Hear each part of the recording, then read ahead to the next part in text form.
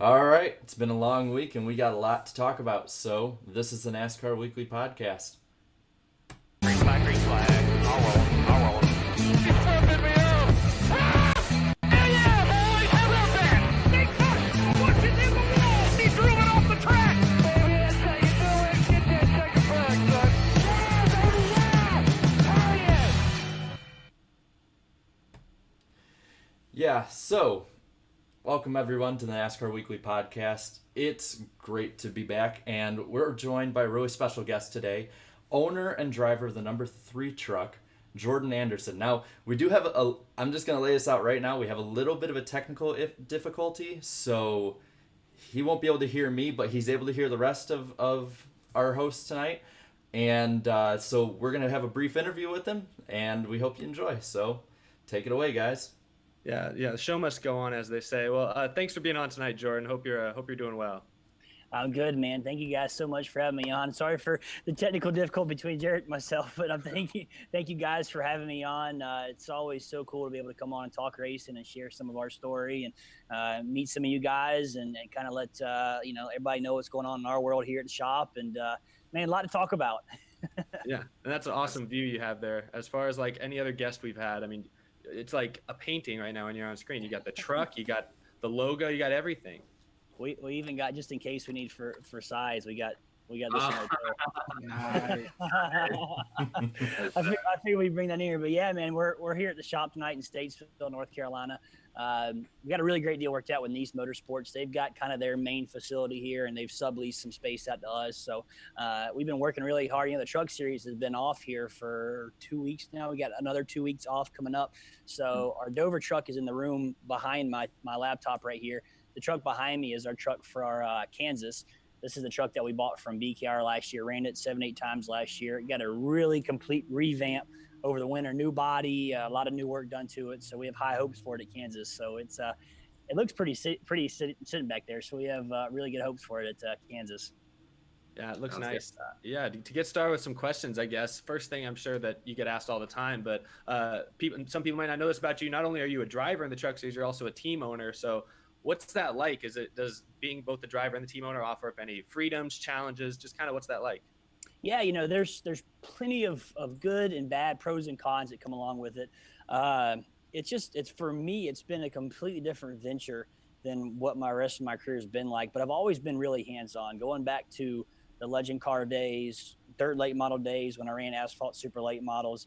I always pretty much owned my own stuff, drove to the racetrack, worked on it. So that side of it wasn't anything new to me. Just I wasn't that hands-on with a lot of the finances and things like that. So when I made my debut in the truck series back in 14, I always drove for smaller teams. So 14, 15, 16, 17, I drove for a lot of the smaller teams, was hands-on, was turning wrenches, driving the hauler to the racetrack. And I just kind of said, man, I really want to be in the sport long-term. And this type of way I'm going about it's not really good for the longevity of my health and career in the sport. What can I do to hopefully be here for the next 5, 10, 15, 20 years, however that looks. And the truck series has really become home for me. And I went to some of my partners in 2017. I said, hey guys, I have a vision of starting our own team up. I've got these ideas. I think I know how to do things. Are you guys behind me? And they were all behind me 110%. So, there's a lot that goes with it, a lot of stresses that are added, a lot of stresses that are taken away. For me, I mean, I don't have to worry about job security. So that's one thing. It's all a matter is, not tearing anything up on the racetrack, but, like last year, that was really cool being able to put Ryan Newman in the truck for Eldor. He had some sponsorship that he put together. So that was really good for the health of our team to have a guy like him come in and see what we had going on. But, for our first year last season and what we've got going on this year, it's really exciting to see how much we've been able to grow and take what sponsorship that we do have and the purse money that comes in. I mean, everything goes right back in the team.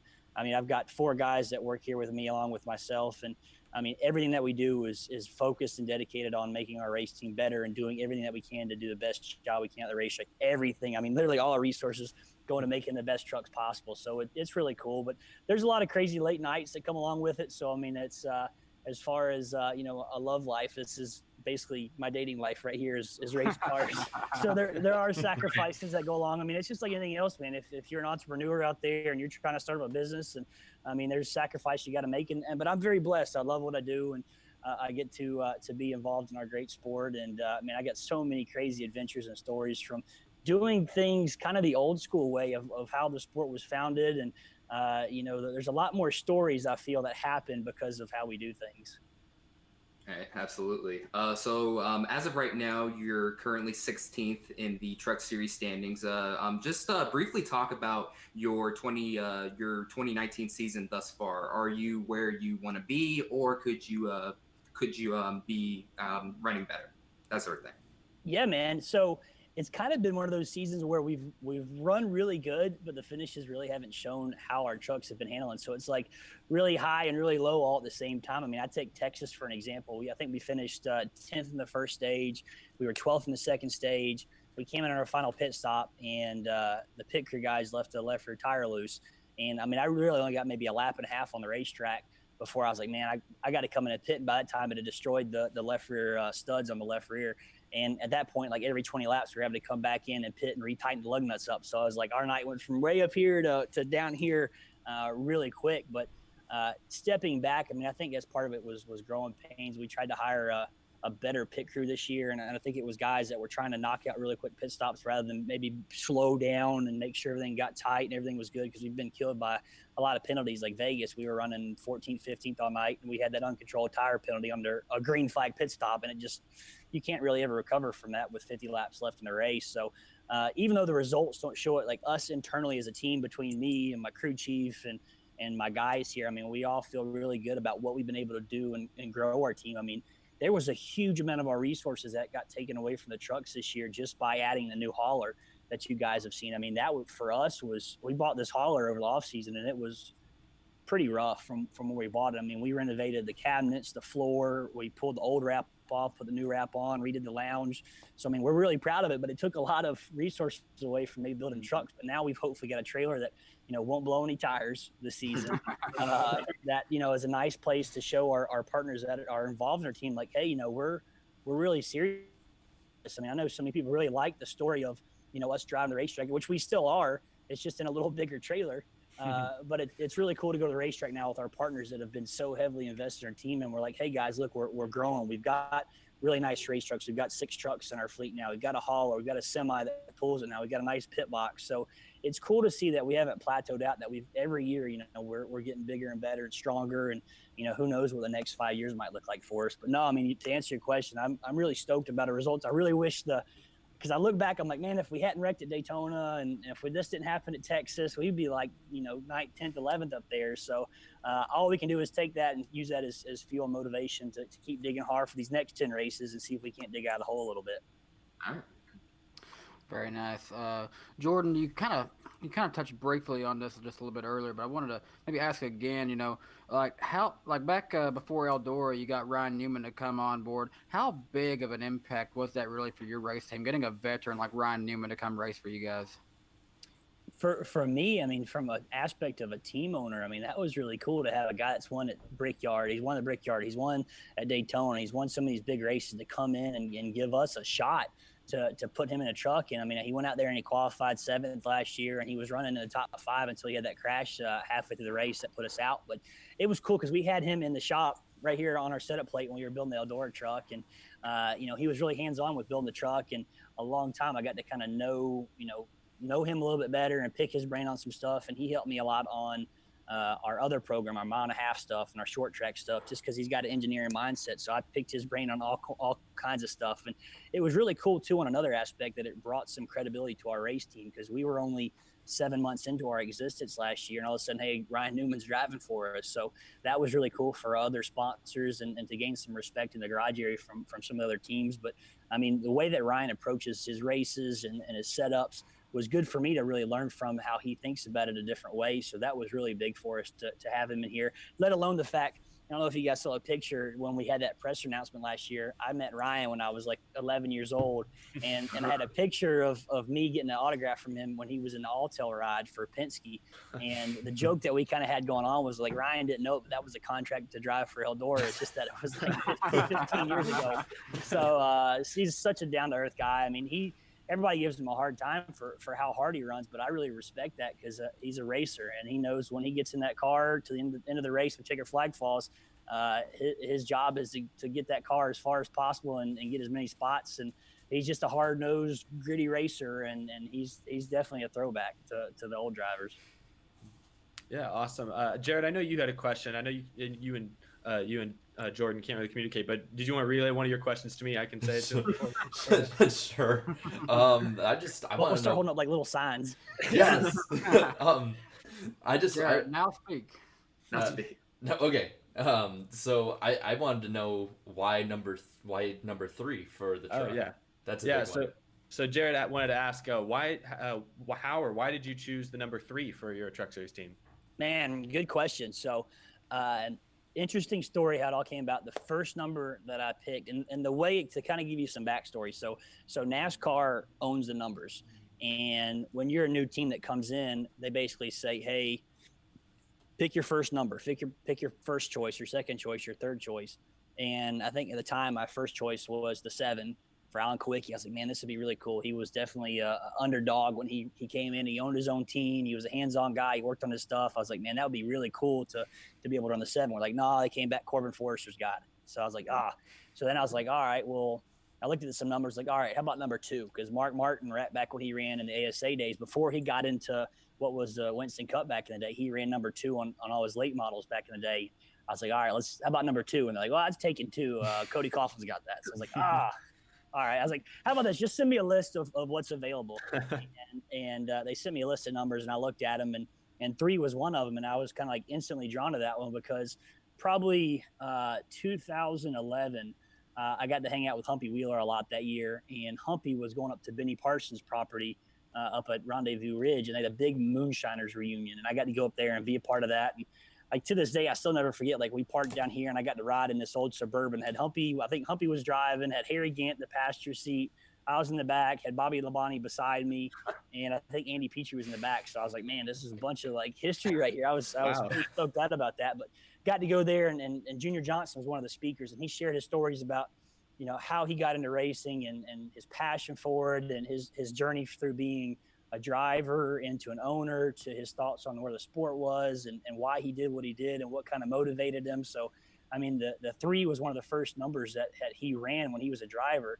And the story on it was really cool because that year he didn't really have any manufacturer support, but yet he went out and was beating all the guys that had the manufacturer support when he ran the 3 that year. So I was like, that's kind of like our story. So I said, let's do the 3. So a lot of people thought it was because, the Earnhardt 3, but for me, I was really drawn to the history that Junior had with it. And even back in the Truck Series, there was a lot of history with Jay Sauter and Mike Skinner and those guys when they ran it later on. But the main attraction was the 3, which is why, if you guys saw the race at Mosport last year, we got to do the Junior Johnson throwback, which was really, really special because Mike Beam, who was over at GMS, he's the GM over there and runs GMS. He actually worked for Junior back in the day, and now we've got GMS helping us with their alliance. So when Mike came over here and he saw the throwback, he almost got teared up a little bit. He's like, man, that was really cool. So it's neat to kind of take a little bit of the history of the sport and bring it back and represent what that number kind of meant to me on this level.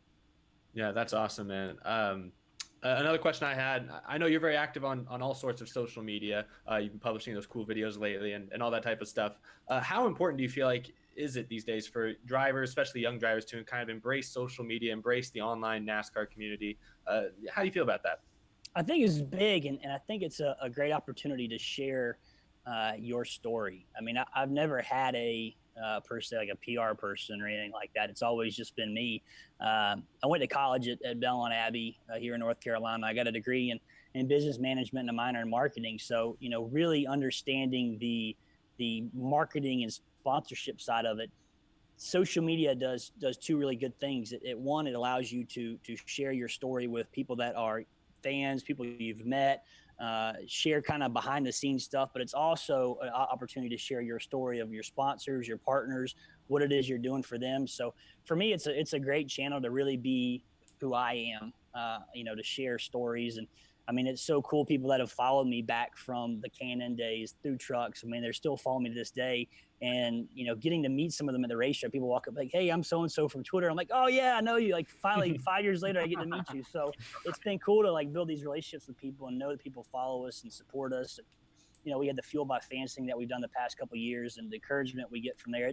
The encouragement I get on Twitter and Facebook and Instagram, I mean, it far outweighs the negative stuff you see. It's out there, but I definitely fuel off the encouragement I get from people and the positive support and everything. But for me, it's just so cool because a lot of people follow the sport and are fans of it, and they just, there's not a lot of behind the scenes stuff like what there used to be. I mean, I remember when I grew up, it was what was a big TV show like NASCAR 360 and all these shows that was real big back in the day that showed like all that stuff, to be able to kind of say like, hey, we're here at the race shop, like here's my truck from Kansas and there's our garage box back there, and to kind of show like some of the stuff that goes into it. And like, it's been cool to name our trucks. Like everybody's like, oh, when are you running 007 again, or when are you running 004? And to kind of have a storyline of what each truck does and where it's going and what racetracks. And I think that was what was so cool the past couple of years was driving to every race. It was kind of like, well, here goes the adventure. When's Jordan going to blow another tire, and all this other crazy stuff that was going on. But, for me, it's such a cool opportunity that to share kind of what we see and what we get to do. Because me and my guys are no doubt blessed that we get to be in this sport and get to do what we love to do. And the fact that we get to have fun doing it and share some of our stories and things is really neat. We get to meet a bunch of amazing people along the way. But like, I'll show you guys a neat story with us talking about social media and what it's done for me. Is one of our big partners over the years has been the Bomarito Automotive Group, John Bomarito out of St. Louis, and his automotive group. Such an amazing guy and an amazing family. But back in 2016, when I was driving the 66 truck, we had run at Iowa the week before. Kenny Wallace and I had bumped into each other. He's like, yeah, come work out of my race shop. So we go work at Kenny's shop there right outside of St. Louis, in between the St. Louis race at Gateway. It was a week apart. So we worked at Kenny's shop, got the truck swapped over. And long story short, we finished, I think it was like Wednesday. And we had Thursday and Friday to kill before we had to be at the racetrack. And I called the racetrack. I was like, hey, do you guys need anything I can help you with? Maybe sell some tickets or do some cool social media promos. And like, yeah, come out here to the racetrack. We'll figure something out. So they stuck me in the ticket office for a little while to sell some tickets. They are like, here, take the trophy, take it down to the arch, take some pictures with it. So we kind of got creative. And long story short, after like 5 or 6 hours of doing some stuff, we parted ways. And before we went, they gave me a Camaro to take on the drag strip too. So that was pretty cool. but I basically asked them, I said, hey, I'm running a blank truck this weekend. I feel like we got a pretty good, a truck that's going to run good. Hopefully we have high hopes. We went on to finish 11th. And I said, do you guys have any of your track partners that might want to jump on board with us and maybe help our program? And they said, yeah, we got this automotive group that might want to be a part of it. Let me connect you guys up. And we talked, and they ended up buying us a few sets of tires. So it started as this like really small sponsorship that was just by happen chance of doing some social media stuff for the racetrack. That's now grown into 4 years later, a huge partnership that has allowed our race team to exist and grow as it has. So that's like just one little small story in the world of things of how you can maybe meet people that can make your race team and your dream and your reality possible. So I'm a firm believer that everything in life happens for a reason, and nothing ever happens bad if you can learn from it. And if you take the path of, hey, let's see why this happened and let's get over it and do better. So, for me, it's so neat to look at that and say like, how, man, if I hadn't spent those 4 hours of the racetrack doing some social media promo stuff for the racetrack, maybe my race team might not even exist. So it's so cool to look at those things, and like one little small, event really, set the fate for our team as where it is now. So I gotta ask this. As a NASCAR driver, as one of the more notable underfunded guys in the Truck Series field, I have to ask, in your opinion, who's the greatest underfunded driver in NASCAR history? In your opinion, NASCAR history. That's a good question. If I had to look back, there's so many stories of so many great guys over the years. One of my favorites, and this goes back like way back in the NASCAR history, was Marvin Panch. And this goes way back. And I actually got to meet Marvin and kind of become friends with him before he passed away a few years ago. But Marvin was one of these guys. He was from California. He was trying to race here on the East Coast. A lot of guys looked down on him because he was the West Coast guy. He came in here, and he basically, back then, it would drive like his family car to NASCAR races and like try to go run and get out there. And he was like, I always had to be really careful when I race because I had to make sure I had a way to get home.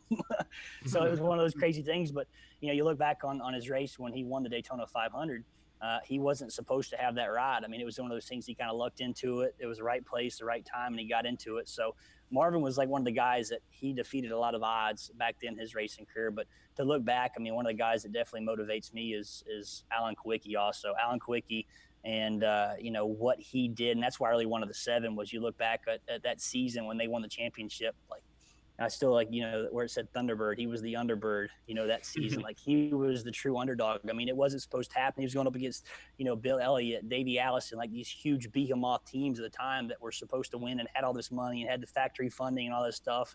And Alan kind of knew in his head a strategy of what he needed to do to lead this many laps. And there was more than just driving that race car to the absolute limit when he was racing. He was thinking about all these other things from the ownership side. And I can really relate to that because when I'm out there on the racetrack, I see guys running 3 and 4 wide and it's early in the race. I'm like, hey man, you guys have fun with that. You guys knock your right side in on lap 15. I'm just going to chill back here and save my time for later in the race. But I mean, so many of those guys, mean a lot to me. And to look at the history of Alan and what he did, I mean, I don't think anybody will ever beat the underdog story that he was back in the day and what he accomplished and how much it really meant. Very nice. Definitely definitely underfunded driver you may have forgot about. Maybe a good addition to one of my popular series that I have on my channel. Transitioning into another question that I have for you, just because actually a friend of mine who works as a crew member on one of the other teams in NASCAR actually just messaged me something. It's kind of intriguing me now. I'm curious about this because the 4 of us, we all like NASCAR video games, and he sent me something. Wanted me to ask you this. Whose idea was it when y'all was playing NASCAR 98 on the pit box, he asked me? That was mine, man. So NASCAR 98 was the first video game I ever had. It was back on the OG, like the gray PlayStation with like the silver controller that didn't even have the joystick pad on it. It was just like you go to the corner, you'd have to hit the left pad a lot just to make it through there. So Molly Hatchet and Flirting with Disaster is like eternally ingrained in my mind. I can blast off every lyric to that song. So there you go. So I mean, many hours as a kid was spent playing that game, and I think that game was really what drove my passion to be a NASCAR driver. Like nobody in my family raced. I'm from Columbia, South Carolina. My dad was in property management. My mom was a hairdresser. So nobody in my family knew anything about racing. I mean, I still remember this day. I was 7 years old, and we had our neighbor told us about a go-kart race that was half hour from the house, and I like begged my mom and dad to go watch this go-kart race, and we go out there and we're sitting in the stands, and like none of us have any idea about what's going on or the inner workings of the sport, and we meet this family and this kid Nick Hutchins, who's now I think he's a car chief on Chase Briscoe's car. He was like the 10-time WK champion at the time, but had broken his wrist in a crash. So he was watching that night. He's like, hey, I get my cast off in a few weeks. Do you want to come try one of my go-karts? And I was like, yeah, before my mom and dad can say no. And we ended up practicing one of his go-karts, and we bought one from him and raced out of a truck in a lawn trailer for, the first 2 years doing it. And it's crazy to look back then, because I remember the first race that we really kind of traveled out of state. We went to Concord Motorsport Park in North Carolina here. And some guy walked up. He's like, you guys know your toe is out really far, right? And we look at our shoes and we're like, our toes aren't out. Like that's how far out we were. So to go from there to where we are now is quite a journey. But I've still got NASCAR 98, 99, 2000. I think I had, what else did I have on there? I had Crash Bandicoot, like the OG Crash Bandicoot game. Like I still got all my old PlayStation games. So it was a lot of hours spent on that thing. The PlayStation is still on the pit box just in case we have a rain delay up soon. Well, hey, if I'm ever in the pits of a truck series race and starts raining, I know who I'm coming to see. Yeah. Come on. We'll get the pizza and PlayStation out. That's awesome. We had a few questions from people that submitted on Twitter. We asked people excited that you were coming on the show. So I was just going to read a couple of them off here and just kind of rapid fire, I guess. First one was from Caleb on Twitter. He asked, does being an owner and knowing everything comes out of your pocket affect you while you're driving? Oh, without a doubt. Like I'd be lying to you if I said it didn't. I before every race, I know what the bank account looks like, and I can tell you really. And I think for me, it's made me respect the sport so much more because we can go back here on this truck and I can tell you what the lower control arm cost. I mean, I got a sway bar right there that I just bought from Earnhardt Technology Group. It was $540, and I mean, I could go down the truck and tell you like rear and housing, what bodies cost, how long it takes to put a side on one of these things, the amount of time that goes into getting one set up, what's the motor cost, how much the radiator costs. I mean, you go down the list and. I mean, that's why I like Daytona. Like my truck is sitting back there. It's going to the scrapyard here in a few weeks. I mean, it just destroyed that thing. So that was why it was a huge blow. But, you definitely respect your equipment a lot more. And I think you respect the other guys you're racing around a lot more. And I think that's why, I feel like I've got a pretty good feel of respect from guys in the garage area because I race them how I hope they race me and try not to use anybody's stuff up or use my stuff up as well. And, definitely there's times when I think about it. And even like as big as we are now, we still race on scuffed tires a lot because at the end of the day, I mean, sometimes it's better for me to spend a few $100 and buy leftover scrap tires that teams don't want than spending $2,400 and buying a brand new set. So at the end of the day, you've got to make those decisions where like the driver in me is like, man, I need all 5 sets of stickers. So we need to put those new stickers on every run. And the business side of it and the owner opposite of the driver is like, hey, we got to back this down. We got to pay salary and rent and payroll and all this other stuff. So it definitely makes you appreciate how much goes into this and just trying to use your resources. It's really like a game of, they call it chess, but it's really more like Monopoly where you've got X amount of dollars and you got to figure out, hey, we got to spend this money on this and this money on this and figure out where you can spend your resources best. I mean, it's like if you guys ever played, was it NASCAR Thunder 2004 where you could be like the team owner and you could spend like this much money on your chassis and this much money on your body. And it's a NASCAR game ever. It's seriously straight up like that. I think that all the hours I played on that game prepared me for being a team owner one day. So really it's like, it's like another good example is like if you ever played like Street Fight or something like that, like you got 100 points of skill points. How can you best figure out where to put all these points, which in our case, money or resources, to best make your team grow? So there's a lot of stuff turning in my head from the time I get on the racetrack to when we put in the hauler into the day. Yeah. Another question from Twitter came from Brett. He asked, what is your favorite and least favorite track on the Truck Series schedule and why? Who's that from, Brett? Brett, yeah. Man, why you gotta do that to me? I don't want to be putting the tracks down. Man, or I can rephrase it. Maybe is there a track that isn't on the Truck Series schedule right now that you would like to race at some point? No, and it's a great question. So for me, like the racing that happens at Daytona and Talladega is so crazy. It's unlike anything else, and I love it just because it's so unique.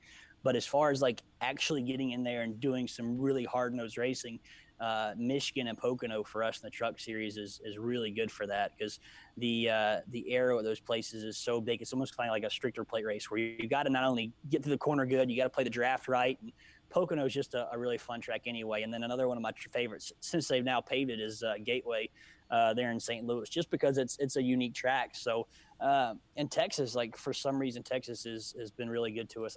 Finishes that been there, but if I had to like rate my top 3, I'd say probably like Pocono, Michigan, Gateway are my top 3. And one of the ones that I don't really like is Martinsville. Man, Martinsville, it like eats my guts out because I grew up racing short tracks, like super late models at Caraway and Hickory and Orange County and South Boston, and like I'm a short track racer at heart. But when we go race in Martinsville in the trucks, I can't really race there because if you want to be fast and competitive in the Truck Series in Martinsville, you got to be willing to knock your nose in, have your rear bumper knocked in, slam somebody in your door. So we can't really race as hard as everybody else at Martinsville. So I got to like tone it down and run like 80% now. Hopefully, a year or two from now, we can get like a Martinsville truck where we don't care that the bumper gets knocked in. But one track, if I could like pick one track that I wished we went to, that's a really good question. I'd probably have to say, I'm trying to think one that we don't go to. Actually, I'd say Richmond, which we're going to next year. So I'm really stoked about that. Like I give NASCAR a thumbs up that we went to Richmond for next season. I'm actually kind of really excited to see how the season plays out because I think like Miami's going to be our 5th race next year during spring break. So that's going to be kind of a fun weekend to be in Miami for. But it's going to be interesting to see next year. And that's really one of the hardest things for us as a team is figuring out the logistics because we still don't fly like a lot of these big teams. So we drive to a lot of these races like Kansas and Dover coming up. Dover is a 16-hour drive. Kansas is a 15-hour drive. So we're going to lose a day on both sides of traveling those racetracks that we'll have to kind of take into consideration. But so that's my rundown of tracks there. We're going to Richmond next year, and I'm happy about it. I do have to ask because I'm a big Tennessee guy. I got to ask, how do you like running at Bristol? Man, I love Bristol. It's such a fun track now that they've got the what do they call it, the PJ1 now down there. The first time I went to Bristol in 15, the fastest way was right around like the top side, and it was so sketchy. Like if you didn't have your stuff set up right, you just really couldn't run up there. And back then we didn't have the good setup to do that. So the racing there is really fun. I watch old races at Bristol. Man, I really wish that it was like that still, because it'd be a lot of fun. But it's such a cool place, and when they call it a coliseum, it really is, because you just, nothing else at any other racetrack happens that quick. And it's definitely such a really cool place. And I like it because tires aren't that big there. You could actually do some strategy and try and get some track position and hang out there at the top with some of the bigger guys just by doing that. So it's a really cool place. Well, we're all going to be there in the fall to watch the truck race there. So hopefully we'll see you run pretty good there. Awesome, man. I appreciate it. Hopefully we get the hauler, and it's going to be the first time driving a big hauler into Bristol. And if you've ever been to Bristol in the haulers park, it's the sketchiest thing you've ever seen. I still can't believe they haven't had one flip over yet. But if you can go to Bristol and watch the hauler parking, I highly recommend it. Highlight of the weekend, hauler parking. Yeah. We've hit about the 30-minute mark. So if any of the other guys have any final questions, we can start to wrap this up. This has been fun. Oh, no. I got all my questions answered. I could put my Cool, man. Well, I certainly appreciate you guys letting me kind of come on here and hang out with you guys. Hopefully, something we can do as the season gets going on. Maybe do it at the racetrack one of these weeks if we're out traveling somewhere or doing something like that. So, I'm just trying. I mean, this for me, and I was talking with some guys this past week, trying to do a better job of showing people on Twitter and Facebook, and I got my YouTube. It's fired back up now, so I'm trying to do some more video stuff. Is showing everybody kind of what happens from the time the truck's sitting here on our surface plate to, loading it up to driving to the track, because it really is such a cool part of it. There's so much that goes on just getting to the racetrack every week. So sometimes for us, it's a victory just being able to get to the racetrack and get on the track and run. So there's a lot that goes on to it. So definitely going to try and do you guys justice and show some more behind the scenes stuff. But I appreciate the support from you guys, and glad to finally make this happen. And, thanks for letting me come on here. Yeah, really good having you on. Really quick, you want to shout out like your Twitter, Instagram, just so people, I know we have your YouTube link in the description of this video, but definitely. So I'll show you guys. So here's my phone. I got all my apps on there. So there's no PR guy. No. So I try to read everything, but a phone got blown up this past weekend. It was my birthday this week. But so there's my Instagram at Jordan Anderson Racing, Twitter at J66 Anderson. Still working on trying to update that. That's my old number from 2-3 years ago. And Twitter basically said if I change my username, I lose my verified. So I'm like, I don't know. We'll see. So J66 on Twitter right now, and then Facebook at Jordan Anderson, Facebook.com/Jordan Anderson Racing, and then Snapchat J19 Anderson, which was my number back when I ran super late models. So note to any upcoming drivers, if you're gonna pick a social account, don't put your car number in there, because it's probably going to change. So, but definitely follow me. I try to do as much as I can on those, and every tweet that I see, man, I try to favor every tweet that comes through, because I do see them and do appreciate you guys showing some love, and definitely means a lot. Yeah, I'm sure our fans watching, we have over 200 people watching live right now, and I know they had a good time listening to you speak. I know since you can't hear Jared, I guess I'll just kind of do the sign off here, but yeah, thank you. I'll show you guys before you go. So here's a sneak peek. So this is my inside the truck. There's a cockpit right there. Cool story. This is a old Dale Earnhardt Jr. seat that I bought from Hendrick Motorsports. So nice. Hopefully it does us good. So this is one of BombRadio.com's races for us. There's our garage box. We bought that from Premium Motorsports last year and totally tore it apart, repainted it, redid it. So really stoked how it came out. That's awesome. Back bumper's still white. I still got to finish wrapping the truck. This side is clear, as you can see, but definitely really proud of how nice their stuff's gotten. It's come a long way, and there's a power plant right there, the beautiful Ilmore motor with the fuel injection in there. So that's been a great thing for us with the Ilmore. It's definitely leveled the playing field out a lot. But I didn't mean to interrupt you. I just figured I'd show you guys a little quick. No, that's all good. That's awesome. I see a lot of cars every day and working in the industry I work in. That's the nicest one I've seen all day. I appreciate that, man. Thank you. Yeah, so big shout out to Jordan Anderson, the Truck Series driver, also a team owner. Thank you so much for coming on tonight, man. Hopefully we can do some more stuff with you in the future. Good luck, man. Definitely. Thank you guys. Sounds like a plan. See ya. And no Bye, problem. Jordan. Thank you, Everyone. man. Oh my gosh, that was awesome. That was was very fun. That was Very awesome. Very awesome. next time we have a guest on, if they can't hear, I'll have to learn how to do sign language. There you go. Yeah, that was a weird glitch right before we went live. Like all of us could hear you, but Jordan couldn't. I don't know. Maybe Yeah. like I don't know. We got a I super don't know, chat though from Reverend Rasheem Stewart though, just the perfect time. Oh, let me see. I gotta He update. says, "Who do you got for the 2020 NASCAR Hall of Fame?" Ooh. Ooh, you guys go first. I gotta remember who I put. Yeah, I'm really not prepared for this, so I'm sorry, Reverend. I got to see the list again. Tony Stewart, Ricky Rudd, Joe Gibbs. Hold on, I'm trying to think. Who else is there? I Smokey agree with Eunuch. Smokey Eunuch. Yeah, Smokey Eunuch and Yeah. who's the fifth guy? Someone give me something. I can't. I don't remember. Let me. Damn, I don't know. I agree with everyone you just said though. They should all be in the Hall of Fame. Yeah. I'll give off 4 that I can think off the top of my head. So Smokey Eunuch, obviously, Tony Stewart, Joe Gibbs, and then Kirk Shelmerdine, Hall of Fame crew chief for sure. Like it'd be a shame if he didn't get in. He's not in, unfortunately. He's not nominated this year, unfortunately. He's not. Oh, come on. I think they took him off this year. This is his first year off. Like, See, I didn't think he could do that, but that's a travesty. yeah, I don't know. Maybe I think he can still make it back on at some point if there's enough of an outrage. I don't know. So Jarrett, start a petition. Everyone outrage. Hashtag Jared- justice for Kirk. Jared's next video. Why this man should be back in the Hall of Fame nominees. Oh my gosh, I found a Kirk as a Vikings fan that I can actually like. Oh, see, here he goes, disrespecting Kirk Cousins. Yeah, come on. Anyway, enough stick and ball sports. We got to focus on some racing. Really quick. For some people who looked in the title, obviously, Dave Despain. The interview with him will be on later in the show.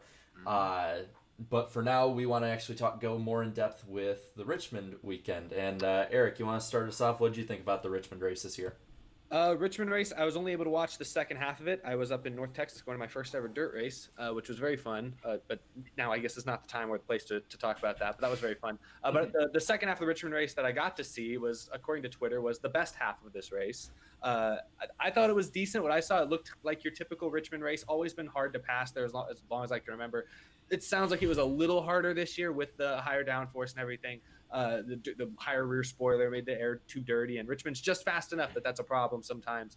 So overall, it sounds like up until that last 80 laps, it was a very average Richmond race. But that finish, at least, I don't want to say a finish made up for it, but I definitely think a good finish is more important than a good start. So I thought the finish to this race, Martin Truex Jr. obviously snapping the short track curse, the battle, the way he had to hold off Penske cars, and then Clint Boyer was up there as well battling. That was really fun to see. At the end of the day, you had 4 cars all finished within a second of the lead at a short track after like a 100-lap run. That doesn't happen very often. I think that's something that all fans can celebrate. So I thought it was very fun. If we like to do our ratings, 1 to 10, I think I gave it a 65% on my groovy gauge. I'll round that up to a 7 for the show. I'll give it a 7 out of 10. It was a typical Gen 6 race at Richmond. I didn't really understand some of the outrage on Twitter after the race and also during the race. And just one thing I want to add: Kyle Larson. Poor Kyle Larson, man. He's had such terrible luck. He's now outside of the top 16 in points. I don't know. Like a lot of fans were tweeting at me, and even I was tweeting. Bad seasons, Kyle Larson 2019. I don't know. It's just it's very unfortunate. Hopefully he can get his luck turned around just in time before the playoffs. As far as the racing goes, is again typical Richmond. Pretty hard to pass. It still sucks that clean air is still a factor at these short tracks, but hey, with this package, it's something I've gotten used to. Some key notables here. Ryan Blaney wasn't very good. I was really surprised by that. Ty Dillon was even running ahead of him. He was putting together a pretty solid run for his standards a week after winning his first career stage win. And by the way, he's still better than Casey Mears because he has a stage win. But just a little snippet there. Kamikaze is screaming right now. And then Martin Truex Jr., he got his first ever short track win. For a moment there, I thought Logano was going to put the bumper to him again, but Logano was pretty smart. He was pretty smart there. You know, it's still very early in the season. Too early in the season to be making enemies now. So he was pretty smart on that. And after the race, Vince Welch asked like something like along the lines of like, "Oh, what'd you think of that finish?" or something like that. And I think Logano replied, "Did you watch the race?" Like something like that. It was like I can't remember exactly what he said, but like the question was like, "Dude, it was a great finish. Like it was very obvious." But for the most part, I enjoyed it. I'd say stage one was a snooze fest. Stage two picked up a little bit, and the final stage pretty much made the race. So I'd have to agree with Eric's assessment. I'd give the race a 7 out of 10. Pretty decent Richmond race. Still the 2014 race with the Gen 6 cars. It's still the greatest race at the racetrack under the running the Gen 6 cars. So. Mm-hmm. I will agree with the first two hosts here. I'm gonna say about a 70%, 7 out of 10. You know, I missed the first half of it because I was at work, but when I got back, what I did see of it seemed fairly exciting. I mean, always it's weird. We talk about Martin Truex Jr. And you know, I think he's one of the greatest we have right now, but when he gets his first, you know, short track win, and that's something that's always been a struggle for him. Yeah, that's a good moment right there. It feels good. It felt like my fiance said it the best way to me. She said she felt like she was watching an underdog win, and that's how it kind of felt to me too. Yeah, I'd agree. It was kind of almost a reminder, at least the finish was kind of reminded me of how I felt watching Truex's first win when he was in the 78, and watching, you know, in 2007 his first win, and really until the last 3 years, it kind of reminded me how I felt rooting for Truex. I won't say I rooted against him ever, but at the same time I was like, all right, we get it. He's good. He won again kind of thing, you know, like get someone new. But at the same time, it's like, it's good to see somebody who's that genuinely good of a guy accomplish something that he's tried so hard at. And it amazes me it's taken this long for him to win at a short track. For the race altogether, I'd say the second half definitely made up for the first half. I'm not going to say, like, the first half definitely kept it out of, like, oh, this is a really, really good race league. But at the same time, it wasn't the worst race I've ever seen. It wasn't, you know, we talked about, you talked about the 2014 race in the spring being the good one. Well, probably the worst Gen 6 race at Richmond had to be the 2014 fall race. It was nowhere near as bad as that. I'd say I'd give it about a 6.5, and on my scale, 6 and above is good, and so I'd give it 6.5. I think the finish definitely elevated it, but at the same time, we knew kind of going into it that clean air was going to be a problem. It sucks that it is, especially for it being a short track. But hopefully this is just something that we have to deal with short term, and then long term, whether it be with Gen 7 or whatever the next change they make, it changes.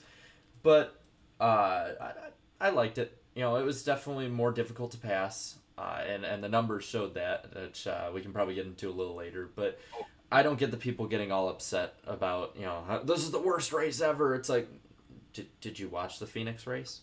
Yeah, like this isn't even the worst race this year, and this year hasn't had any of the worst races ever. So I think people are overreacting by saying it's the greatest thing ever. They're overreacting by saying it's the worst thing ever. It was a good race, and I was pleased.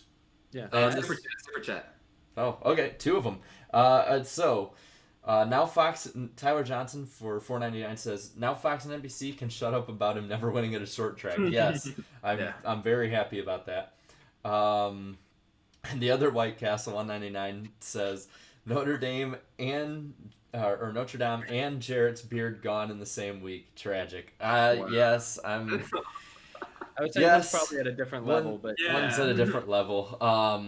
Actually, yeah. I just needed a change.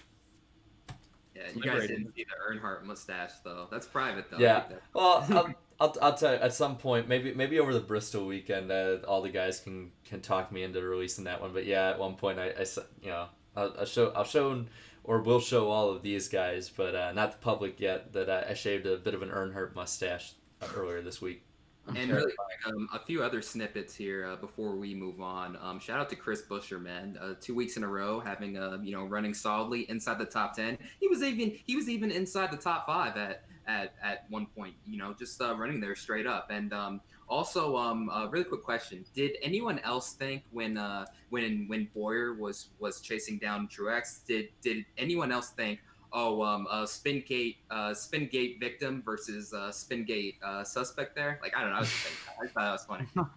It crossed my mind. I was more just, I couldn't decide who I wanted to root for there. I think ultimately I was excited for Truex just because I remember how excited I was when Matt Kenseth got his first win with Joe Gibbs Racing early in the season. So it was cool to see Truex not only win a short track, but also win his first race with Joe Gibbs Racing and prove that, they can replicate the success. But yeah, that was funny. Another super chat, by the way. Oh, yeah. I see that. John Smith, $2 says 2 top 10s in a row from a herd. Yeah. He's in the playoffs right now. And I just am looking in the chat right above it, and Dill Pickles says Martin Truex Jr. has never won at a plate track. Here we go. We can keep it going. Oh, boy. The meme lives on. Oh, goodness.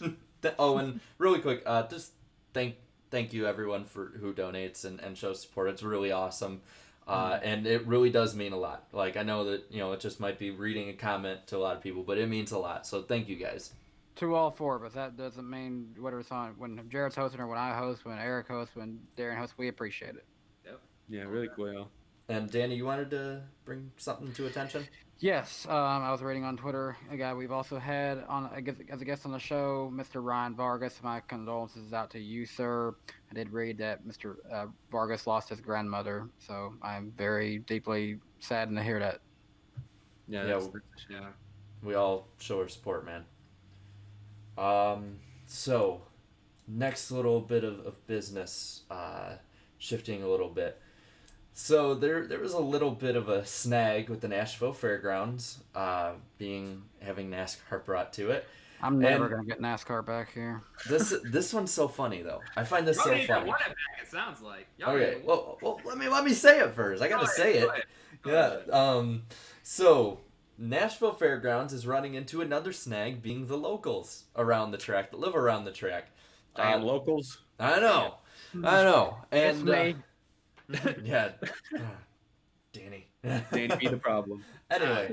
Anyway, so the locals are upset that if NASCAR comes back, that the noise will be a problem. And I have to say with that, what did you expect moving next to a racetrack? Like when I go home from my dorm during the weekends, they have short track races about a mile away, and we can hear them on Saturday nights. You sort of expect that when you live near a racetrack. Like, it amazes me some of the dumb excuses and lack of excuses. And the sad thing is that this could actually be picked up as something valid to keep the track off the NASCAR schedules, which blows my mind. The thing is, I don't get it because it's not even that loud on the outside for any racetrack. It's more like a faint little hum than anything. If you can put up with your neighbors having their lawns mowed for an hour, you can put up with a racetrack a block or two away for a couple hours, like twice a year. I don't know. It definitely doesn't seem like a valid complaint. Obviously, it is valid. It is enough to it's like, affected things in the past. This is a real reason why they wouldn't go back to Nashville Fairgrounds, but it's a shame that this is kind of adding to the list of other reasons. This one feels unnecessary. Well, that actually was a reason back in the day when Chicagoland Speedway was first being like conceptualized and everything. It was originally supposed to be in Rockford, Illinois. It was supposed to be in downtown. One of the reasons was the speedway nearby was a local one, didn't want the competition, which I find really dumb because anytime that NASCAR comes to town, there usually at least are drivers attending local short track races, if not racing in them. And then on top of that, but another big one, looking back at it, was noise complaints. So the noise would be too much. So like, this is, as dumb as it sounds, it is actually a genuine concern about whether they can bring it to the schedule, whether it be Truck, Xfinity, or Cup. It just makes no sense to me. I mean, you live by a freaking racetrack. I don't understand it. Like, the racetrack was born before you. Like, yeah, exactly. You've priority for like 3 months. So like, I don't want NASCAR in my city, in my neighborhood. So like, okay, Nashville is a crazy loud city as it is. Trust me, I'm there every day. Like a race happening once a year isn't gonna hurt people that much. I mean, they're all the time doing racing. Like, okay, the Fairground Speedway is probably like maybe an 8 minute drive away from where I work at. And one Saturday there was there was a late model race going on, and I could hear it from where I was working at, but only if I got like to a certain point on the car light, and I just hear it, and I hear like the little just every now and again I'd hear it. It's like that's not even that bad. Not even a big deal. Come on, guys. And super chat, super chat. Jeez. Okay, so this one is from Freedom of Everything for $4.99. Thank you very much. And he says and asks, Martin Truex Jr. will never win at a restrictor plate track. Will he? Since they lowered the horsepower with the new package and they aren't using the plates. I mean, I think honestly, I don't think the racing's going to see too much of a change. I know Keselowski was saying there'll be 2-car tandems, but he says a lot. It's all he says a lot. Yeah, he says a lot. I think Truex has as good a chance as anyone else of getting a win. Maybe just if luck goes on his side. I know historically, aside from when he won the championship, luck and Truex don't usually go in the same sentence without the word bad in there. But I think he can, and I think he probably will before he retires. Yeah, I think that's something. He's finished like second. I can think of at least 2 or 3 times he's finished second place in restrictor plate races just in the last few years. So he's at any time they change the aero package at a track, I feel like immediately the guys with the best equipment are going to bubble to the top before the best drivers do. That's what we've seen this year. I think they changed the package a whole bunch, so the 2-3 best teams in NASCAR have dominated so far. Regardless of they have the best drivers too, but I think it's the cars more importantly. So please don't let the media pick up on this because they will talk about it nonstop. Well, he has a short track win now. Well, yeah, he's never won on a plate track, So Well, we only have to hear about that 4 times a year instead of you only 6. got 4 times, so yeah. Okay, so going on to a little bit of other stuff about the Richmond weekend. So Richmond TV ratings were kind of odd. They were kind of odd. So they had just under 2.8 million viewers in this past week and a 1.8 rating. Now, last year, they had 3 million viewers, so they lost viewership, but they had 1.7 in the ratings column, which means that they have increased in rating, but decreased in viewership. And I just off of my 5-minute knowledge of TV ratings, I would say that the reason probably is that less people are subscribed or less people were watching TV in general this year, which is why the percentage of people watching went up when the viewership went down. But I found it pretty odd when I saw that. Now, here's what I found odd really quick. I just want to point this out. So I was watching the race with my mom. She's from the area. She was looking at the crowd, and she was like, oh, because she used to go to Richmond all the time. And it obviously used to be sold out back in the day and stuff. And I was like, it's pretty decent. So when the ratings came out, the number 1 market was Richmond. Yes. And I was thinking wait, so people in Richmond are still interested and watching NASCAR, but they're not going to the races. Now, I want to ask this, though, because I saw this being floated around. I personally don't see it as a good idea, but maybe it could work. So people were saying that since Richmond 7.3 was the largest rating of any city, and Richmond got that, should NASCAR issue blackouts when the attendance is low, No. similar to the Indy 500 or NFL? I think it's personally not good. I don't think it'll work. I think it'll backfire kind of thing, because I think that's something you only can do when you're really successful, because it's even backfiring in the NFL right now. But I wanted to see with you guys, maybe... Absolutely not. No. We already have ratings problems as is, and just blacking out local areas is going to double it. No. This sport it's way different than NFL. NFL, it makes sense because you want What do you think it's backfiring on them? Well, it kind of makes more sense because granted here in Nashville, there may be some Bears fans, there may be some Bengals fans for all I know, but most people are going to want to see the Titans. With NASCAR, it's just a national sport. Everyone gets to watch it wherever they're at. Well, the thing with the blackout rules, with NFL at least, I don't know about Indianapolis. I know they lifted that for the 100th running because of how special that is.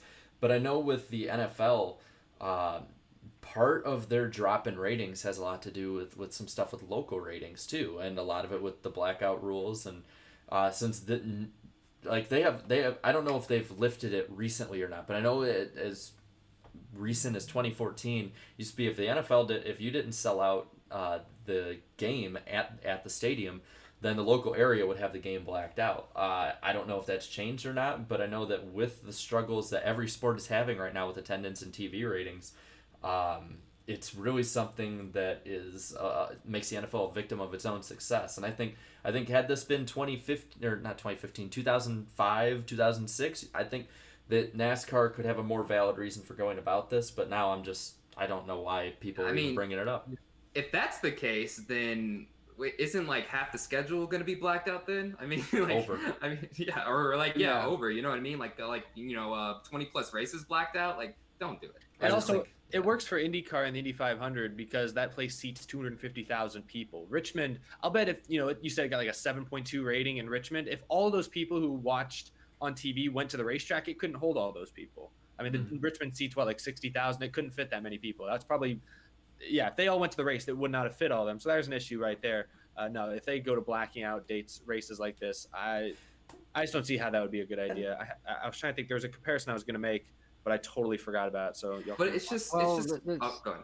This kind of goes back to like our conversation last week when we was talking about Bristol. Like I talked to a lot of people from here in Tennessee, and a common thing I hear from a lot of people here is that they say, "Oh yeah, I used to go to Bristol all the time," and I still tell them that I do, and then they can't really give me a reason why they don't go, but they just tell me, "Yeah, I used to go all the time, but I don't know more." But I still watch it on TV. I mean, if you took that away from people in Tennessee, then there'd be a whole lot of people. Because people in Tennessee still care about Bristol, they even if they're not going to it. And that's the thing that I think a lot of these people, like, maybe are a little less versed in television ratings for NASCAR is that generally cities that they're in or cities around them have higher ratings or in the top 5. I know Indianapolis, when NASCAR races there, the attendance might not be there, but generally the people in Indianapolis are still watching on TV comparatively to other cities. So this really isn't anything out of the ordinary. It's just that Richmond this week was number 1 compared to in previous years maybe being number 5 or number 3 or so on. So I just think it's people having a little bit of a knee-jerk reaction. Yeah, like if you... Oh, sorry. Oh, no, go ahead, Eric. I was just going to say, if you start blacking out races in the area that the track is being run at, it gives the tracks no incentive to try and appeal to the fans. Like, you want the tracks to do the work to try and get fans to come to them. Like when we see tracks renovating, that's good. Richmond hasn't done that too much recently, and I think this is maybe an eye opener for them, saying maybe we should try to do something to attract new fans. Because remember, with this current TV deal, tracks are making most of their money off of the TV contracts. They're not making most of their money off ticket sales. So I think honestly, Richmond might be happier that more people stayed home than came to the track. Probably not. Richmond probably isn't. They'd probably rather people come to the track on their race weekends. But it's not the biggest problem right now for them. In a few years with the new TV contract, it might become a problem, but right now it's not for a lot of these tracks. But this begs the question again, are short tracks really in high demand as NASCAR is making them out to be? I thought about this a little bit, and I'll give a yes and a no. Yes, for the diehard fans. I think diehard fans, and that's what you see when you see like lower ratings. Like generally Saturday night races, whether it be in Fox or FS1, are going to have lower ratings compared to ones running on Sunday. It's just that's how it's been for 25, 30 years. And I think that's how it's always going to be. At the same time, I think that and I think that those people watching on those lower rated ones, those are all the diehard fans who won't miss a race every week. So the diehards are going to show up on TV, and the ones that are at the track are the more or less. I mean, most of the people there are diehards. I don't think there's anymore as many people going like, oh, I'm going to just try out a NASCAR race. I've never watched it before.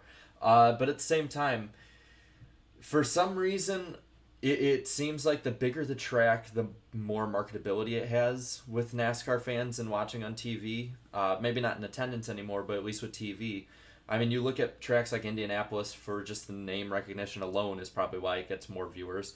But you look at Daytona, Talladega, they're going to be more watched, and for good reason. But then you got tracks like Michigan get watched more than any surrounding track around it. And I've been to Michigan plenty of times, but especially the last 5 or so years, there's really nothing special about the racing at Michigan. But it's always going to beat out something like, most Martinsville races, Richmond races, and Bristol. So and I guess that could be really argued for anything, because I mean, think back to this weekend. I'm not gonna watch golf on TV all the time, but hey, I was paying attention to the Masters, seeing Tiger win. So Congrats, Tiger. Awesome. I think it's also important, at least as far as the attendance is concerned. We've talked about this a little bit, but I think it really is one of the biggest explanations. NASCAR's popularity in general has dipped a little bit from 10, 15 years ago, obviously. And I think the problem is all of the short tracks are right in the same area of the country. If we put a short track in Southern California, I think it would outdraw Auto Club some weekends or some races. Vegas. They outdraw Vegas. But the problem is we literally even had them back to back. We had Bristol last week, and then just a few hours down the road, you had Richmond this week. I feel like a lot of fans, unless they're really wealthy, unless they're huge fans, they have a lot of expendable income, they're not going to go to both races. They're going to pick one. And back in the day when we had more fans, then it didn't matter as much. Both would still fill up. But now that sample size has gone down a little bit, I think a lot of people are picking. And that's why you saw Bristol get hit with a little bit of a lower attendance than usual. And that's why Richmond, attendance looked okay at Richmond, but it didn't fill up, obviously. So I don't know.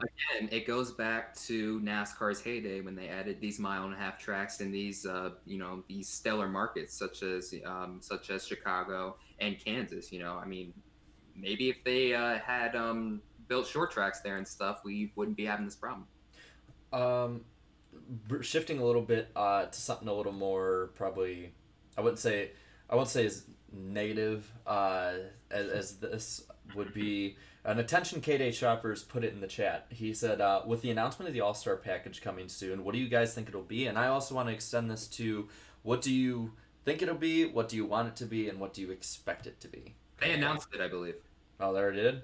They did like 2 hours ago. Okay. Yeah, Bob Cockris had tweeted something out about it. It's not super notable. They're not doing the restrictor plates like last year. It's going to be the 550 horsepower, big spoiler, very similar to what we've seen this year at most mile and a halves. They're changing something with the splitter. I think they're making the splitter a little smaller. Correct me if I'm wrong. And then they're also doing something with, I forget what it was. The aero ducts or something? It's like it's the airflow. Oh, what was it exactly? I'll look it up really quick. You guys can. All I'll say is that from the day the splitter was put in to now, I've never changed Team Valence all the way. Yeah, Team Valence. bring back Team Valence and ride height as well. So from Bob Pockers, he says the splitter for the All-Star race will be a single-piece carbon fiber splitter pan that NASCAR hopes will provide improvements in ride height sensitivity for the drivers. It will be 75 inches by 35.4 inches. So I'm not, off the top of my head, I don't know how that compares to the current splitter, but it sounds like NASCAR thinks it will improve something. Really quick, I got a super chat from Balsa Hardwill 1994. He says, the EA Sports Tiburon track needs to be built. Yes. I agree. Yes, sir. It's built. Yeah. Though I don't think we'll be able to run it backwards like in the game just for physics reasons. I always say we need to open up the old Dodge Raceway Stadium, do football and NASCAR in it. We need to build Old Spice Speedway. That's an awesome road course. I've been playing a lot of NASCAR 05 here lately, and that track and a modified is so fun. Yeah. So do we have anything else on the All-Star package? Not really. Vote Bubba in. Go vote Bubba right now. And the other thing, it was the radiator duct. It's exiting through the hood for the All-Star race, and Bob Parker reports this is a potential change for the Gen 7. Aero ducts out of the hood. Yeah, so they're changing that. Not entirely sure. I think I remember reading somewhere that they think that might help the cars handle better in traffic, but it's probably going to be very minimal, if at all. So we'll see. And then, but a real question is, when can we try the Valence again? Yeah. I'd say next week if we could. Race on Easter with the Valence. Really quick, a super chat from Carl Singleton, $2 says NASCAR should do a race in England or Canada. I think that's something they should look at. I really do. I think that in nowadays with how interconnected everything is, it's probably in their best interest to try and at least branch out internationally to gain some of those markets. You know, you see the NFL and NBA doing it, and those are the ones that are, you know, NFL obviously has always been popular, but the NBA is growing faster than anyone else in the market. So NASCAR should give it a go if they can. Yeah. Also, if you race in England, Lewis Hamilton might show up. That's good. That would be cool. That'd be awesome. Yeah, Canada and Mexico, they should definitely race at because it's, in the same continent as us. It'd be a little harder to go across continents with 40 stock cars, especially with budget cuts these days. But start somewhere at least. Start with Canada. Start with Mexico. Canadian Tire in the Cup Series. Please, can we make this happen? 2021. You guys want more road courses? I mean, every time there's a Truck Series race, it's always exciting. So Canadian Tire, please, NASCAR, make it happen. And Iowa. Please, let's do Iowa. Yeah, I'm fine with both of those. Don't take away a race from Vegas though, and we're good. Well, a different kind of race that doesn't have anything to do really with cars except for one guy who drives a car was the Boston Marathon this past week. Jimmie Johnson ran in it, and he ran pretty well. Having run 2 marathons myself, I can say that looking at his time, I was both jealous and I also went, oh my gosh, that's really fast. So he ran at 3 hours, 9 minutes, and 8 seconds for 26.2 miles. Never forget the point 2. And what I found really interesting is, so Teddy Bruschi, who used to play for the Patriots, I believe, he also ran, and this was like his 3rd or 4th marathon. And he got it done in 4 hours, 52 minutes, and 22 seconds, which I commend both of them. But I can say that at least with Jimmie Johnson, can we put to rest that he's not an athlete? And the fact that he's in his 40s now too, first 43. marathon. 43. I mean, that's He was doing this in his early 30s or late 20s. You know, they showed like his average mile time was like in the low 7-minute range, and I'm like, that's faster than my individual mile time ever. Back when I used to actually gotta be athletic. not mine, but it's still pretty good for a marathon though. Well, and one thing that I also wanted to really bring up too is, so Johnson is in his 40s doing this. Johnson is a incredible athlete, and he's just incredible and almost a freak of nature, I guess you could say, because running and this is like it's crazy to us too, but at the same time there's a lot of people older who have run faster times than Johnson. There's a lot of people younger, including myself, that have run slower than Johnson. I ran a 4:17 as my 4 hours 17 minutes is my PR for a marathon. He outran me by over an hour, and he's over double my age. That is amazing. So I saw that most of the people, including Ally, which was awesome at mile 17, giving him support with fans, but I saw that most, if not all people I saw on social media were supportive of him, which is a stark contrast from about 2 weeks ago. So I don't want to see anyone giving him crap. It's, while it's hard work and it takes a lot of time and effort, it is possible to fit marathon training in with the rest of your schedule. You just have to be committed, and if there's anybody who I think has been proven to be committed at doing well at multiple things, it's Jimmie Johnson. So awesome job to him. He's the man. Also, I have a suggestion. Every NASCAR driver should do the Boston Marathon next year. Every NASCAR. We just do a NASCAR marathon. Have him run like, what would it be, like 10 laps around Daytona? That's about 25 miles. There you go. Yeah. I think you'd end probably somewhere between 1 and 2, or maybe the backstretch. Yeah. Mike Harmon would win, no problem. Well, I know that for, I believe it's Michigan State high school cross country runs, or like one of those races, they have meets where you literally go in through the fence in the backstretch at Michigan, go through 3 and 4, and the finish line is the start finish line at the track. So that'd be something I think that'd be something cool to do, to hold a marathon or something there. It'd probably have to be not during the summer, because being on that hot asphalt for 26.2 miles, I can tell you that just running that whole amount, it, especially for somebody who's a novice like me and not somebody who's like incredibly athletic like Jimmie Johnson, there'd be some health problems there. But it'd be pretty easy to know where all the water stops are. I do want to say one thing. We talk about Jarrett's ran a marathon before. I want to give a shout out to someone this week I didn't know once ran in a marathon, and we was hoping to have him on this week. We'll get him on again another time. But Mr. Rusty Walrus, throwback right here to when he had the beard going and running marathons. Like to see that look come back from old Rusty there. I love the Kevin Garnett jersey, man. So dope. I give anyone credit that runs miles. I don't care if it's a 5K, 10K, 50K, whatever. Like, if you put in the work, that's awesome. Yeah, it's the man right there. And he's in the chat, too. Yep. Shout out to you, Rusty. So, probably shifting a little more back to NASCAR. This week it was announced that I was right. No. But in being serious, single car qualifying is coming back, except for the road courses. More than likely. Again, I don't think it's been officially confirmed, but I mean, if they're talking about it on Door Bumper Queer, then it sounds like it's pretty legit. I think this was the only solution. I think we can all agree with this package. It's the only solution. What do you guys think about that? Because I'm happy. Well, yeah, I'm happy too. Being a bit of I guess you could say an old head, I guess. But the real question is that with them switching to qualifying and stuff, we know that the sponsors, they're pretty much every sponsor is going to get TV time. I want to see if there's going to be any new sponsors who maybe decide to come into the sport. It's like, oh, hey, well, we yeah, we might run in the back during the race, but for qualifying, we'll get some TV time. I don't know. Sponsor just for qualifying and not for the actual race. Yeah, just have a sponsor for qualifying. Yeah, there you go. Oh, really quick, Reverend Rasheem Stewart. I know we'll get back to that subject real quick. He's donated $2 saying, should NASCAR have its own television channel?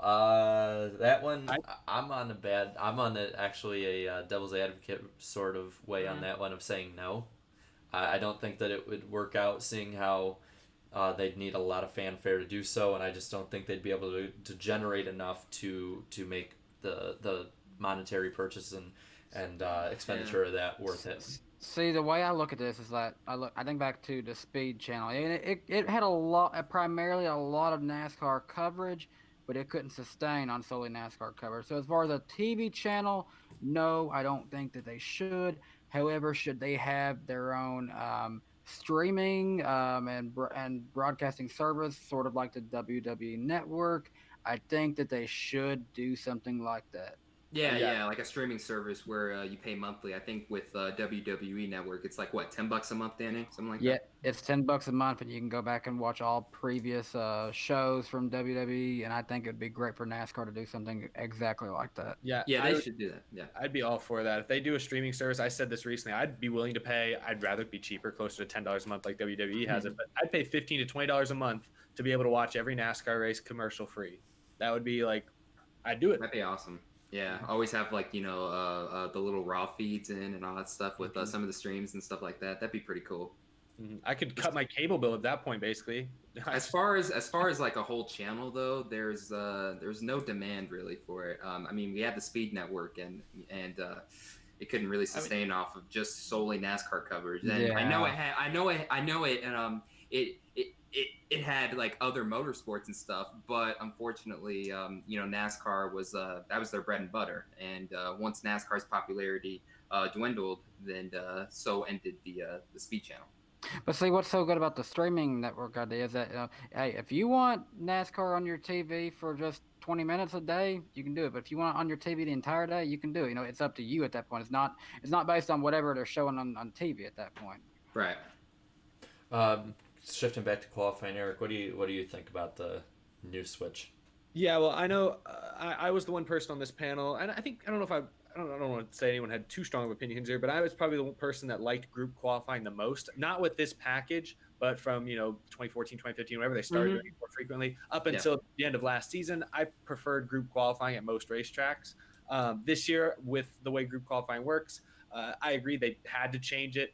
I was kind of hoping they'd get creative with it and try something with maybe heat races, but I knew that was unrealistic. So ultimately, I was prepared for single car to come back. I figured that's the way they would eventually go, and it sounds like that is what they're going to do. I don't hate it. I think for short tracks and I think for short tracks specifically and tracks under 1.5 miles in length, qualifying will still be interesting to watch. I'll still watch it most weeks, especially if I have time. The problem I have is that intermediate tracks, 1.5 mile, 2 mile tracks, it's going to be as boring as it's going to be the most boring form of single car qualifying we've ever seen, just because with this aero package, when they run by themselves with no draft, with lower speeds by these big tracks, it's like qualifying at Daytona or Talladega, and those are boring. I don't really enjoy watching Daytona or Talladega qualifying. It's interesting it's interesting to watch like the first round or maybe and see just like, okay, which Chevys are fast this week? Great, turn it off. I don't really need to watch it, but at the short tracks it'll be great. So overall, I think this is. I guess it's the right decision by NASCAR. It was really their only choice. It wasn't a perfect situation. I think Clint Boyer said it best a few weeks back. It would have been nice if they could have kind of been proactive and maybe announced this back before the season started. Obviously, now they kind of have to scramble and make changes on the fly. But I think at the end of the day, this is the best choice. My big problem, though, is that a lot of fans say, oh, well, qualifying isn't even supposed to be entertaining. It's just supposed to set the field. I don't like. I mean, that's true, but I also, if you're going to televise something, it needs to at least be somewhat entertaining to some group of people. If nobody finds qualifying entertaining, then say bye to having it be on TV.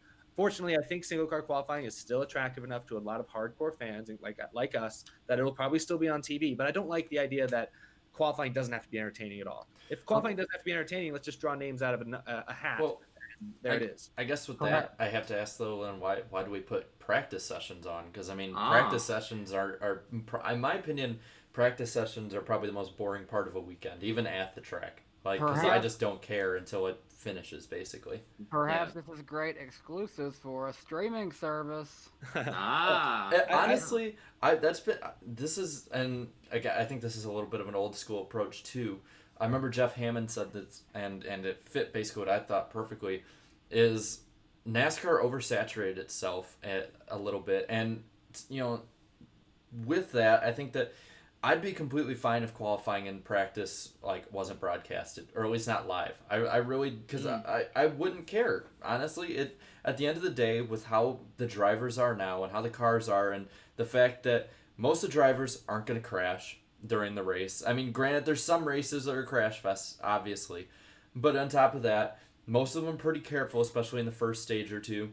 And then the cars are pretty unbreakable for the most part, unless the teams are trying something way, towing the line to the point where it's just gonna break. So qualifying really, and practice especially, really doesn't matter much anymore, because the good teams are always going to end up front, and the bad teams are always going to drop back to the back. I agree to an extent. Like, qualifying practice, they're definitely not the draws. I do actually like watching practice from time to time, especially first practice, because it's kind of a nice introduction to the weekend, hit on a few storylines. And since there's more time in between, since there's not people kind of constantly lining up ready for their run, sometimes you have a guy just chilling for 20 minutes. You can interview Denny Hamlin, you can interview Jimmie Johnson. So you get to hear from more people. So I practice, I honestly think, is a little bit better suited for TV than qualifying in a lot of ways, especially single car qualifying. At least, honestly, all qualifying, even group qualifying, had its flaws. But yeah, what you're saying there, qualifying's never, in NASCAR at least not as long as I've been a fan, has never been that important. They give the Daytona 500 qualifying like its own weekend, and I never really understood that. It's because it's it's got the name, the Daytona 500, but Daytona 500 qualifying, not only is it boring to watch because they're just running flat out and it's really slow, but also, if we know anything, like, if all tracks, Daytona qualifying matters the least. So I get what you're saying. I'd like them to keep broadcasting them, assuming they're not losing money on it, which hopefully they're not. Yeah. I don't think they are, but hopefully they're not. Practice outperforms IndyCar races, so it does probably at some point. So always gotta throw the jab. Jarrett brought up a good point. I didn't think about this, having practices and qualifying pre-recorded. I could live with that, honestly. I mean, you can pretty much edit it. You can pretty much have it edit it, to where maybe I don't know, like now that you brought it up, like now that's a good idea. Maybe just show like everything in like one big episode, or something like that. Like have practice, like show practice for like 30 minutes, and then like have a version of qualifying for the next 30 minutes, and condense it into 1 hour. So I don't know. That's just a thought. NASCAR Alert mentions in the chat, sorry, really quick, they do upload their practices on YouTube now, so like a day later, so you can kind of go back and scrub through them a little bit. Sorry, Danny, what were you going to say? You're all good. At the same time, though, I think back to what we have seen in the past. Like, we have seen some very amazing and like once in a lifetime like events happen like live during practice and qualifying that if it wasn't for the magic of live TV, I don't think would be the same. Like, I think back to Michael McDowell's like amazing crash that he walked away from. Like, it's hard to believe that, and that was all captured live on TV, just like showing how safe those cars were, like, and the emotions of Darrell Waltrip and the others who were commentating over it. And there's a few other moments that are out there that really just you can't get back if it wasn't live, in my opinion. Well, I mean, you kind of have something similar, at least when it comes to the pre-recorded, with how NHRA, I don't know if they still do, but how a lot of times like some it's of it might be. Yeah, it's pre-recorded. So, but the announcers announce it as if it were live. And so you could have the same thing and have those same reactions. So people watching it when they broadcast it are just like, oh my gosh, you know, just like they were. But I guess they can get a little bit of a spoiler alert from people at the track, but you can still get that reaction from the especially people with social on media TV. nowadays. Yeah. Okay. It's like, Yeah. it's almost like- So yeah, with social media these days. So I mean, I guess I think back to like people watching it live, watching it happen live. Like it wouldn't be the same if like you knew there was a crash and you're just like anticipating it to happen. You know. Yeah, Um, that's what I was going to really say. That I thought about it afterwards, but the addition of social media, following along with practice on Twitter, on wherever, as it happens, even qualifying, I think that is part of the beauty of it, and you'd lose that if you went to pre-recorded. But yeah, back still, in back in the day, when ARCA was pre-recorded, there would be spoilers in these like online forums back in like the early 2000s when they used to do it. But like nowadays with social media, it's too many spoilers, I think. So I'd say we probably milked this subject a little bit. I'd say let's go to 2 other subjects really quick, knock them out of the way, and then we'll broadcast the Dave Despain interview. So, first one has to do with just stuff right now happening, and the other one has to do with stuff happening now and a little bit of history. So, J-Ski regained ownership of the site from ESPN. Now, I don't know if they need extra funding or whatnot, but that's something at least that's pretty good. So hopefully, if they bring it back, they can have a lot of the pages that they used to have, like the paint schemes, TV ratings, news, whatever it may be. Favorite thing about them, paint schemes, man. Grew up just like looking at the paint schemes for hours on end. And then one last one. So, it's our time of the week to bash Chevy. No, I'm kidding. No, Chevy, as everyone has known for a little while now, has been struggling. But this year especially, there's been a spotlight put on it. So, this past weekend, because Chevy did not win, for the first time since 1992, that's 27 years ago, Chevrolet didn't win in the first 9 races. Now, if they don't win at Talladega, it would be an historic low for Chevy in a very long time. Because the last time they were winless through 10 races was 1971, 48 years ago. And when they won, now this is why I don't think that they're gonna go anywhere past 1971 for how bad their start has been. That year, their first win of the year was in the 28th race at Bristol, won by Charlie Glotzbeck. It was their only win of the season. I don't think that they're going to have that. I do think that somebody from Chevy, whether it's fuel mileage, a plate track, whatever, is going to win. But, I mean, I don't think it's out there to say this is an historically bad start in the win column for Chevy. Yeah, and also in manufacturers' points, I think they're behind Ford by like 51, something like that. Either way, they're still last, and you got a super chat there. Super chat. All right. So $5 from Napa fan with a 9 instead of a P says, first time really taking time listening to you guys, and I'm really enjoying it. Cool to see the NASCAR world connect down here too. Keep up the good work. Well, thank you, man. It's Thanks, awesome. man. I appreciate it. Yes. Had you guys got any other thoughts that we haven't said for the past 10 weeks? Yeah, you can't really say much else. They show signs sometimes of Chevys of running better, but you still just don't know until it happens, I guess. Talladega is a track that Chevy has historically ran pretty well in. So That's true. I could see Hendrick. Hendrick's gonna probably run. We're way ahead of predictions, but right now, but I could see Hendrick's gonna get it together at Talladega. Kurt Busch is their only hope, it seems like at times. Chase Elliott shows up sometimes, but and then Larson just fell off a freaking cliff. So I don't know. It's an all-time low, it seems like. But it would just be so shocking if they went through 28 races without winning, and then we would have to look up. When was the next largest losing streak and stuff? We would probably have to go all the way back to the 60s. So yeah, win soon. Maybe we need Charlie Glotzbeck to come back. Just so we can... Yeah, so I think that about covers it, because I think we'll save predictions for next week if everyone's cool with that. Yeah. And I predict nobody's gonna win this week. There you go, 100%. Yeah. Guys, if you tune into Fox on Sunday, I don't know what you're gonna see, but it won't be racing. I'm gonna be taking a Sunday nap. But anyway, so I think that we've left them waiting long enough. I think you guys would agree.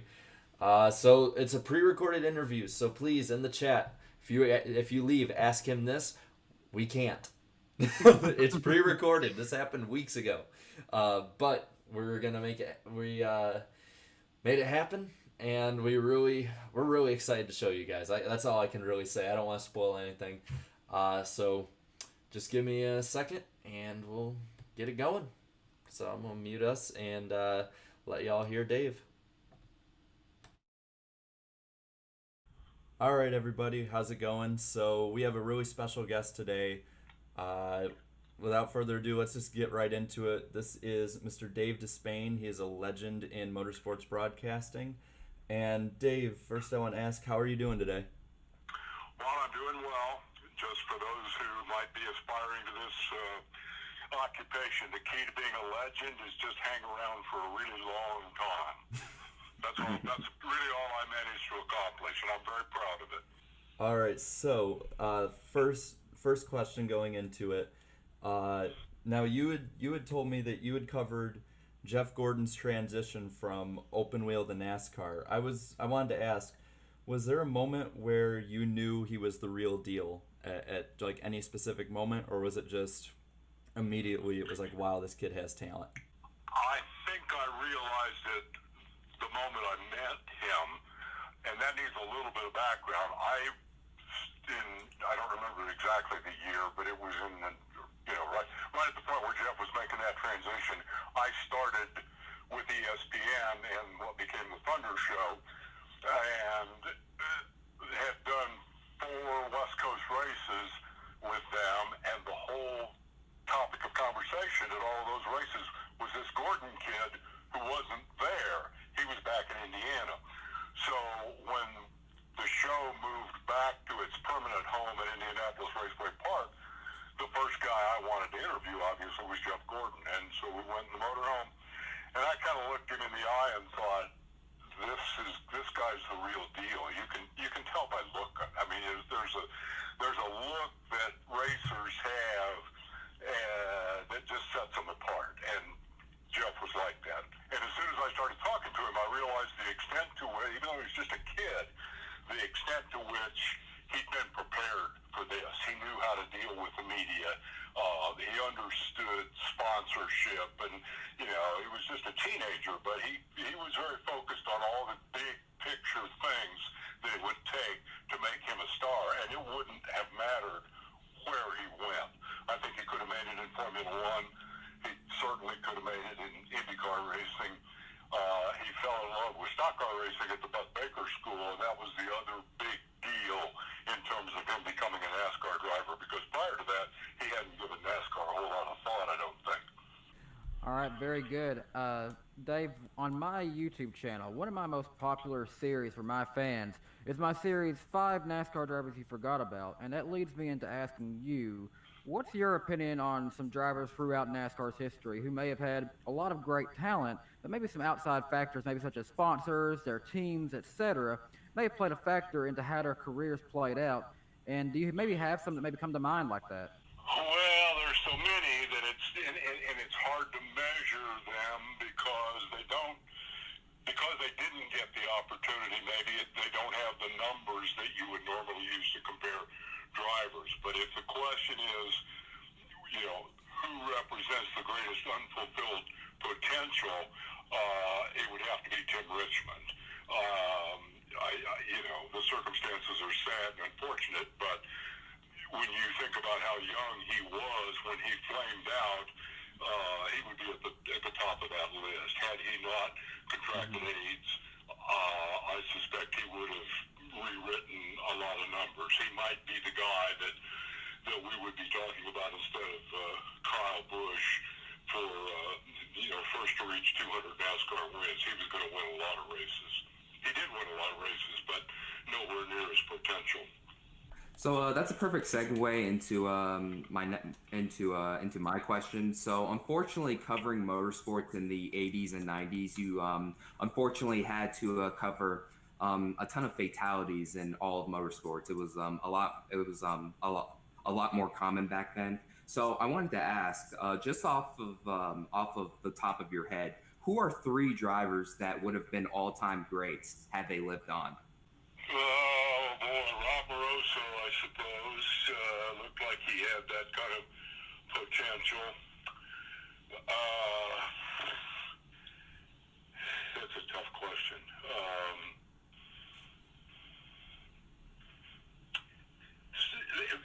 I didn't see the sport during the time that a lot of those fatalities happened, because and I guess more true, I think, in IndyCar than in NASCAR. I mean, the 50s and the early 60s were just a bloodbath, and to the extent that when you throw in the tragedy at Le Mans, to the extent that important sanctioning bodies changed forever. I mean, the AAA got out of racing completely because there were so many people dying. I didn't see that period. I was just a kid then and didn't have any contact with racing. So while I might not be doing a very good job at naming names, Joe Weatherly comes to mind, motorcycle racer guy, would have run a lot of stock car races. I think maybe more important is the fact that not just in NASCAR, but in all of racing, it became apparent to everybody that we've got to sort this out. We've got to make this a less deadly business if we're going to continue to survive and thrive. And that resulted in some important changes, and the death toll fell and racing became a little less dangerous. But it wasn't until the deaths of Ayrton Senna and Earnhardt that I think there was another wave of safety throughout the racing world that has made it the much safer sport that it is today, universally. Formula One, IndyCar, stock cars, you name it, they're all so much safer.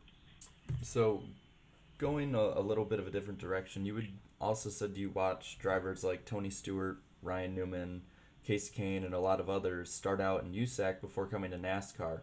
I wanted to ask, is there something that you could see in them as drivers that they all had in common that set them apart, that made them so successful when they transitioned over?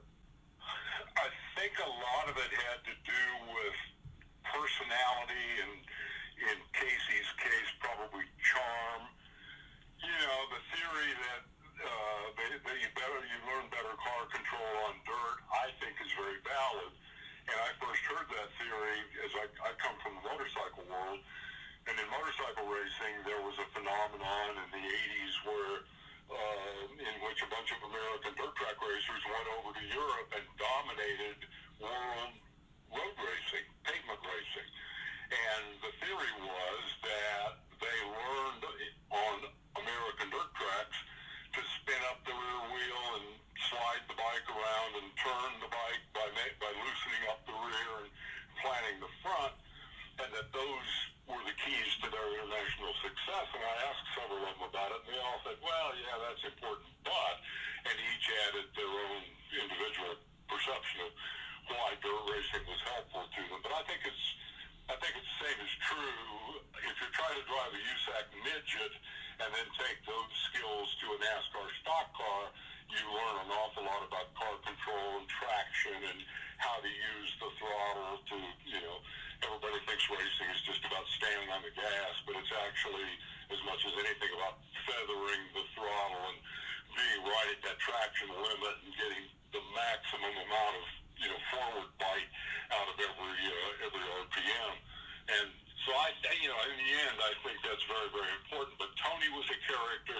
Casey Kane had all that charm.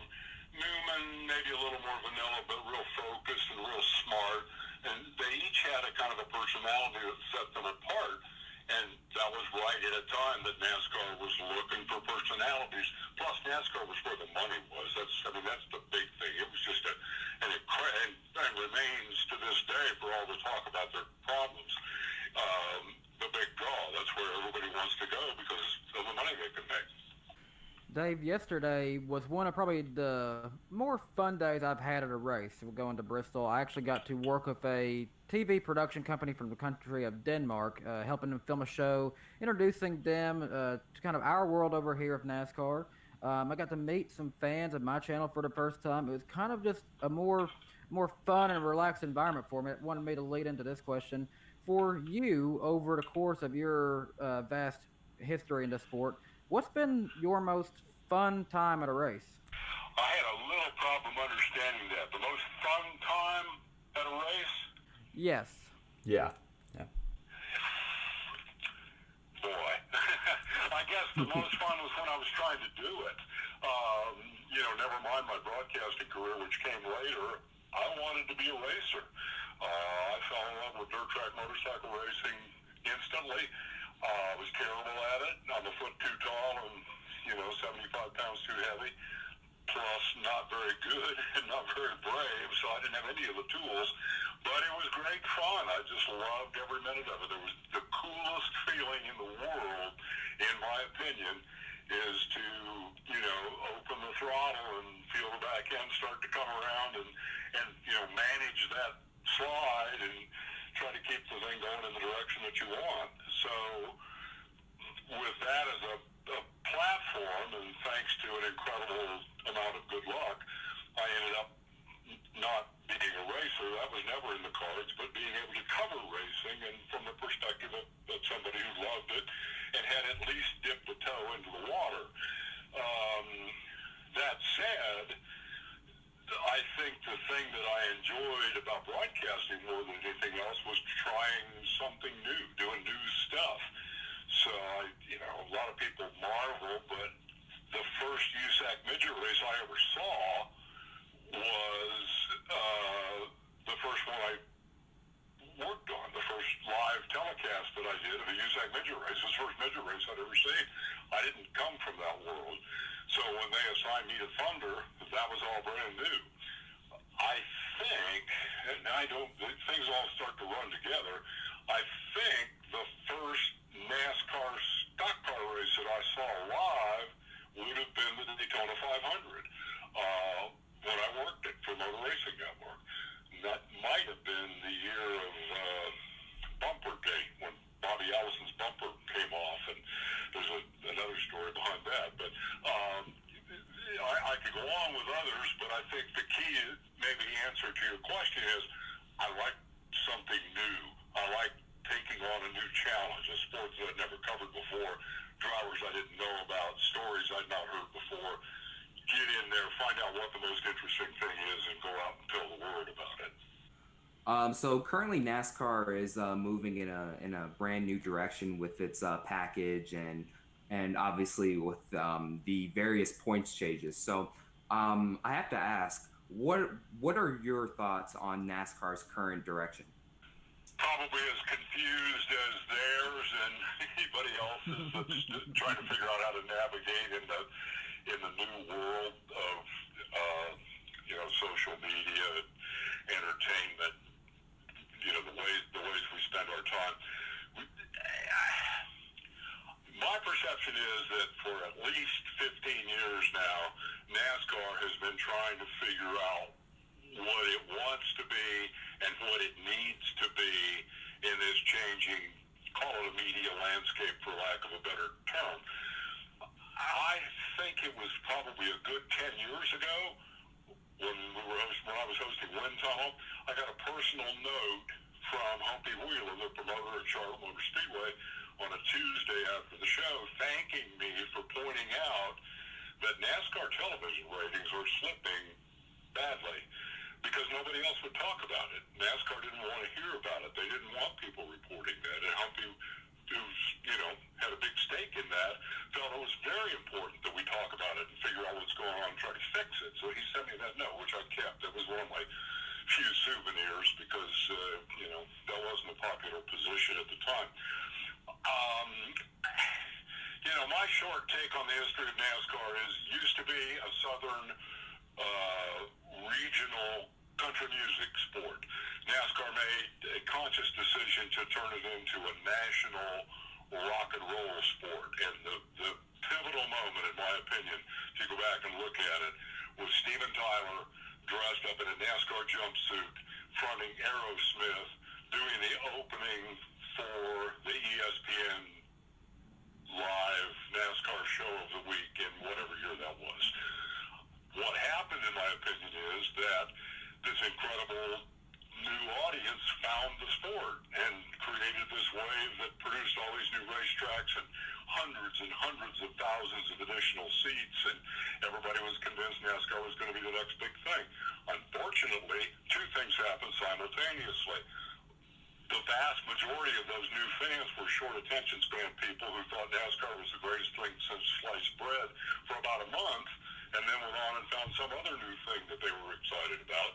And the old guard fans who had been the platform on which NASCAR was built over, a very long period of time, were not happy with the changes. They didn't like being what NASCAR was trying to make itself become.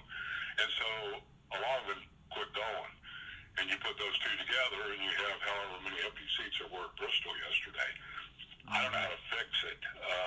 I honestly don't. I mean, I think that one thing they've got to do is figure out what they want to do and stick to it for a while and not try to change qualifying procedure, every 3 weeks in hopes of catching the right combination that'll light people up. They need to get a marketing plan and a strategy and stick to it. And it probably didn't help that the guy who dreamed up the current strategy is, out of the sport on a DUI. But I think his uncle is a lot smarter than he is or was, and will probably do a better job in sorting it out. That said, he's 75 years old and, headed for the barn. So where's the leadership for the future? I don't know the answer to that. Kind of similar to what you're talking about with, NASCAR constantly changing and constantly having new things spring up and not sticking with something. After the race yesterday, granted out of frustration, Brad Keselowski had said that NASCAR basically just needs to tear half the rules out of the rule book, line them up, and let them race.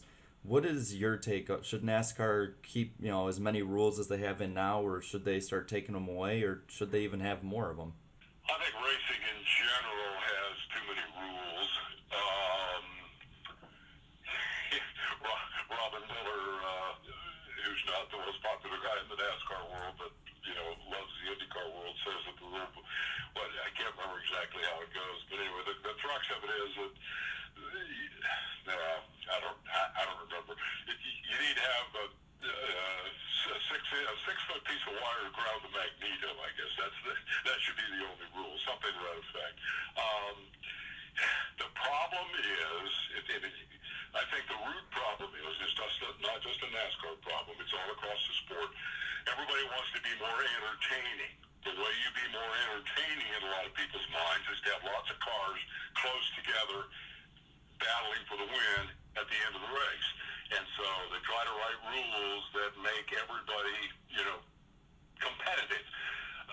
And that's not the way racing works. That's never been the way racing works. There are sometimes great races, and they're memorable because they don't happen every weekend. When you try to legislate close finishes every weekend, all you do is get a thicker and thicker rule book that makes the fans more and more skeptical and unhappy. So yes, I think there are too many rules, and the result of too many rules is that the cars are all the same. You don't want the cars to all be the same. You want the cars to be different. You want good ideas to excel and poor ideas to fail. You want it to be a meritocracy and all the rest of that. Problem is that if you just throw away the rule book, then rich guys always win. Rich guys will generally win anyway, but you get this out of control upward spiral of costs that ends up driving people out of the sport. And then you have to worry about not being able to fill the field. Racing is a very complicated business that doesn't lend itself to simple solutions. So, yeah, we need more rules. No, we need fewer rules. I mean, that's a tiny piece of the puzzle, but to get back to the answer to your question, I think in general there are too many rules. So Dave, my last question is, I was asked yesterday by a fan at Bristol for some tips to go from just a simple fan to maybe having a role in some way in NASCAR. And really, I still do not believe that I am in any position to really give a good advice for this. Maybe you, though, would be a good person to ask that question. What would you say if someone wants to go from just a fan to having a role in NASCAR? Well, 72-year-old guys are not the best people to ask that question. When I got into the business, there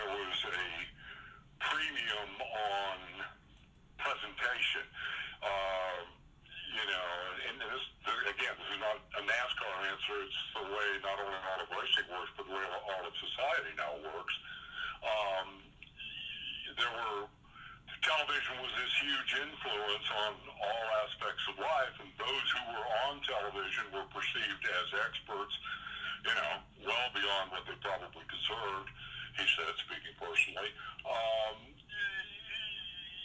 That was just the nature of the information distribution system. Well, along comes the internet, information superhighway, if you will, and suddenly everybody has not only access to the information, but the opportunity to present the information. The medium that we're enjoying right now would not have existed 10 years ago, never mind when I got started in the business in the 80s. So I think the point of that is that if you're smart and you're articulate and you have the ability to tell a story, you can create your own NASCAR, whatever you want to call it, and become a voice. If you're asking me how do I, as a fan, get the people in Daytona to listen to me, I have no idea. I don't know those people very well anymore. Way out of touch. I didn't cover NASCAR, as a full-time job. Gosh, it's been since the early 90s. So I'm not in day-to-day touch with the decision makers, but my sense is that the decision makers are not always in touch with the fans on a day-to-day basis either. But find your own voice and make of it what you want. That's the beauty of the whole social media world in which we now live. You have the opportunity to do that. You've been covering racing from forever, it seems like. So I gotta ask, which era was the best one for covering motorsports? The era that I got to do it, I think, and I don't say that facetiously. I came along at a time when there was not a lot of coverage. The first television show that I did, first regularly scheduled television show that I did was called Motor Week Illustrated. Went on the air in 1982, I think it was. And at that point, there were basically 4 networks, 3 of which had a fairly serious interest in racing. And so I used to show up at the racetrack with my briefcase with 4 different mic flags, and I would do, we'd cover the race in whatever format at the time, live or taped, and then I would do a 2-minute report for ESPN, change mic flags and do a turn, 90 degrees so the background looked different, and do a 2-minute report for TNN, change mic flags, turn 90 degrees. You couldn't make enough money doing one network at a time because nobody paid anything, but there was also no exclusivity, so you could work for anybody, and as a result, you could just make enough money to survive. So the opportunity that I had to cover racing expanded dramatically during the period of time that I got to do it. It quickly went to an exclusivity kind of a deal where you couldn't do that anymore. You worked for one network or another, but simultaneously, in return for that, the pay scale went up. So it was a good job. That changed a little bit when ESPN2 came along because all of a sudden ESPN wanted you to do, 4 times the work for the same size paycheck. So from that standpoint, it wasn't very good. But again, it created new opportunity. New series were getting on TV that had never seen TV before. Kids coming up who wanted to be motorsports reporters got that opportunity that they never would have gotten before. And it was, and I got out of it at about the point where it started to become, the flip side of what I was saying earlier about everybody having access to the media and the opportunity to be a media person drives down the value of being a media person. So, being a television presenter, as the British say so cleverly, it doesn't have the premium, the dollar and cents premium on it that it used to. So I think from a standpoint of opportunity to do it, chances to see lots of different kinds of racing, meet lots of interesting racers, and get paid pretty well for it. I think the period from the early 80s till probably 2010, maybe, that's probably on the high side, would have been the best time possible to cover racing. Well, Dave, we want to shift really quick. We had put out on both YouTube and Twitter that we were going to be interviewing you, and if fans wanted to ask questions, they could. And so we picked a few questions out. The first one here from Randall Payne, he asks, who is your favorite person in motorsports that you may have either worked with or interviewed in your career? I get asked that a lot, and my question or my answer varies sometimes based on the mood I'm in. But I think overall, probably Jeff Gordon, because I got to cover his career from the beginning. Big car career. I mean, I covered him when he was a go-kart racer, but he was in a 410 Sprint, and I got the good fortune to be there. To see him mature, to see him become the marketing force that he is, and I say that for better or worse because I think, racing gives up something in order to become an important marketing vehicle, and Jeff contributed to both sides of that. Jeff is the template for the modern day race car driver, in my opinion. By the same token, he gets the credit and the blame for the influence to which, the extent to which marketing determines the course of racing these days. But it was a fascinating transition because he wasn't, all that sophisticated as a kid. He just learned it. He and John Bickford, his father-in-law, or stepfather, I'm sorry, they figured it out, and that's always been an interesting story to me. He always brings his best game when he comes on your show or agrees to do an interview. He's going to show up with something, something good. It's not going to be, well, okay, what do you want to talk about? I don't care. You name it. He comes prepared, and that makes him and me look good. So you got to appreciate that. And my phone just beeped. I guess it. So I got Jeff Gordon is definitely probably overall my favorite interview of all time. All right, so being your favorite interview of all time, Matt Skipper asks if there was one racing moment in history that you could go back to that is your favorite of all time, what would it be? Probably one that most folks listening to this and seeing this don't know or care about. Flat track motorcycle race, because it's my roots.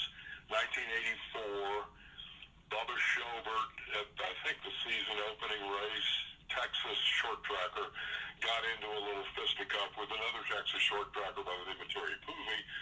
I mean, it was no big deal, but everybody was fussy about image back then, so they suspended Bubba for, I don't know, quite a few races. He fell way behind in the championship. Came back. Factory Honda team had just come into the sport, which was huge. They were spending lots of money, and Bubba was one of their star riders, and here he is, parked. So he comes back and wins, I think it was 10 races, which was a phenomenal number in that series, and goes into the last race of the season with a chance to win the championship. Ricky Graham, his Honda teammate, went into the last race of the season with a big points advantage, and he could have gone out and just putted around in 10th place and won the championship, but Ricky wasn't bent that way. So he went out and got into this terrific race with Bubba and another guy, a privateer on Honda, Ted Booty, and they just had a hell of a race. It was a 25-lap main event at Springfield, Illinois on the mile. 23 and a half laps, they just raced their brains out. Coming off turn 2, next to last lap, Graham hooks a handlebar, falls down. So all of a sudden, it looks like Bubba's going to win the championship because Ricky's crashed. Graham gets the bike back up, gets it running, gets going again, just as the two remaining contenders come around and Bubba sees Graham laying on the ground. And he's like, what the hell does this mean now in terms of the points? They go down to turn 3.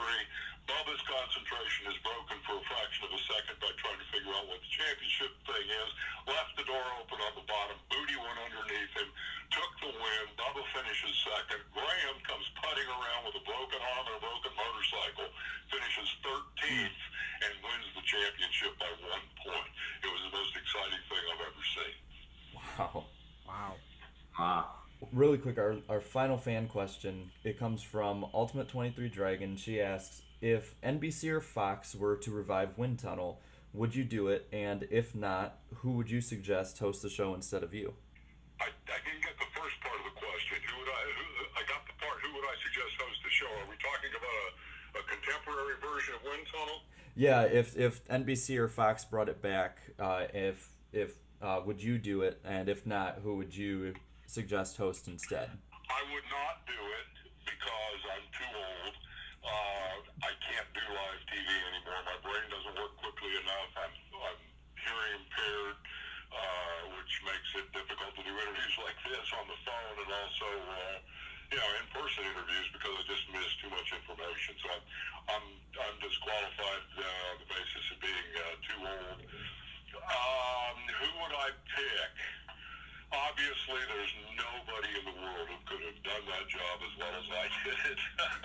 I don't know, it'd be tough because what's happened, and it goes back to some of the earlier things we were talking about, specialization has become such a big deal in racing, and you don't see the crossover that I was fortunate enough to be part of. I would go cover, stock cars one week, dirt cars the next week, offshore powerboat racing the week after that. And there aren't many people who get to do that anymore. If you're on the NASCAR beat, you go to the NASCAR races. And if you had to go in on Sunday night and be up to speed on, the Kevin Thomas Jr. slide job that won Kokomo so spectacularly on Saturday night, there's no way you'd be able to do that. So I don't know so much that it's a personality thing. It's just a structure of the sport and the medium thing that I honestly don't know who I think could do it. Not because they don't have the talent, but just because the structure's not there. One final, more fun question. So, I've heard the story. You've said it before, but my co-host and I'm assuming a lot of people watching haven't. And I want to ask, what was the story behind you being on crutches for the 1986 12 Hours of Sebring? My first attempt at being a racer was as a flat tracker, as we discussed earlier. I wasn't very good at it. My second attempt at being a racer, I guess it was a midlife crisis. I turned 40, it was the first Ninja, the first Kawasaki Ninja. Rode it around in the North Georgia mountains for about a week and told my wife, I need to do something different with this motorcycle. It's dangerous. I'm going way too fast on roads that are not meant for it. This is going to end badly. And she said, well, what are you going to do? Are you going to sell it? I said, well, actually, I was thinking about racing it. And she laughed and she said, that sounds like a great idea. And so I did. My theory being that it's a whole lot better to have everybody go in the same direction too fast and be able to use the whole road than it is to be out there going too fast, not being able to see around the corners, not being able to deal with the motorhome who comes across the center line, all those other things that street riders confront. So I decided to be a road racer. And I won't bore you with the details. I actually won a race, but I crashed off turn 9 at Roebling Road and broke my leg. And at that time was a big-time TV star, right? So the next week was Sebring, and I think the producer was trying to send me a message. He decided that the only possible way we could open that show would be if I were to walk across the front row. And I don't remember who was on the front row back then. This was 1986 or 7. Walk across the front row and talk about this incredible field, which is harder to do when you're on crutches and have to hold the microphone. But he made me do it, and I think that was just A, punishment, and B, his way of saying, you need to make up your mind whether you want to be a racer or a TV guy. By that time, I had already made up my mind. When I saw the x-rays, that made up my mind. I thought, I'm too old for this. I need to not try to be a racer anymore. Well, Dave, we don't want to take too much of your time after this. Thank you so much for being on the show. It was an absolute pleasure. My pleasure. Keep up the good work. It's fun to see what all the young people are doing with the sport. Makes me enthusiastic about the future. Thanks a lot. Thank you. And is there anywhere that anyone can find you, like social media, any events you're doing, just so people might be able to keep up with you? I didn't get it. Say that again. Is there anywhere on social media where people can find you, or different events you're going to be going to, so people can kind of keep up with what you're doing? I got you. I was about 10 years late finding my way to Twitter, but I'm on Twitter at Dave Despain, I guess. All one word, all lowercase. All right. Well, we won't take too much more of your time. So thank you for being on, and just have a great day. It was amazing talking to you. We appreciate it. See you. See ya. Thank you. All right, that was Dave Despain, motorsports legend, amazing person, great personality, and it was our absolute pleasure to meet him. And now, well, let's get back to the show, guys. Back to you guys in the present and the future from our point of view.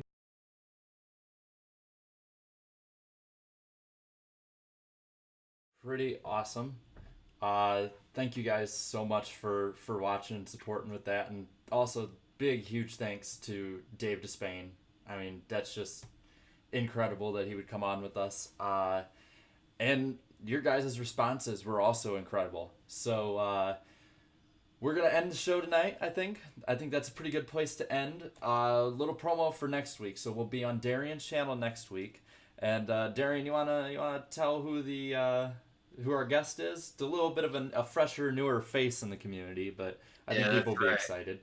Yeah, that's right. He's one of the up-and-coming guys in the entire NASCAR YouTube community. I want to believe in NASCAR will be appearing on Black Lives Matter next week for the podcast. I'm really excited to get his thoughts on the sport and also his predictions on Talladega.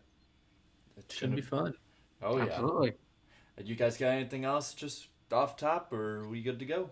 It's been a great episode. 2 amazing guests, one in the real time, one in past time. It's a shame I wasn't able to be there for the Dave Despain interview, unfortunately, but I'm excited for the next one because that was extremely interesting to listen to. We were just talking about this privately, but I'll bring this up. So Danny couldn't make it for Bestwick, Eric couldn't make it for Despain, and Jarrett couldn't even, I guess you could say Jordan Anderson, because Jordan Anderson couldn't hear him, so I guess I'm next. Who am I going to miss? Passing the curse to you, man. Yeah. But yeah, so I think that about wraps it up. Thank you guys so much for watching. It's been an awesome night with everybody, and I'm just happy to have some more. Too bad we can't have some racing after this, but we'll get you ready for Talladega next week. So until next time, everyone, have a good one.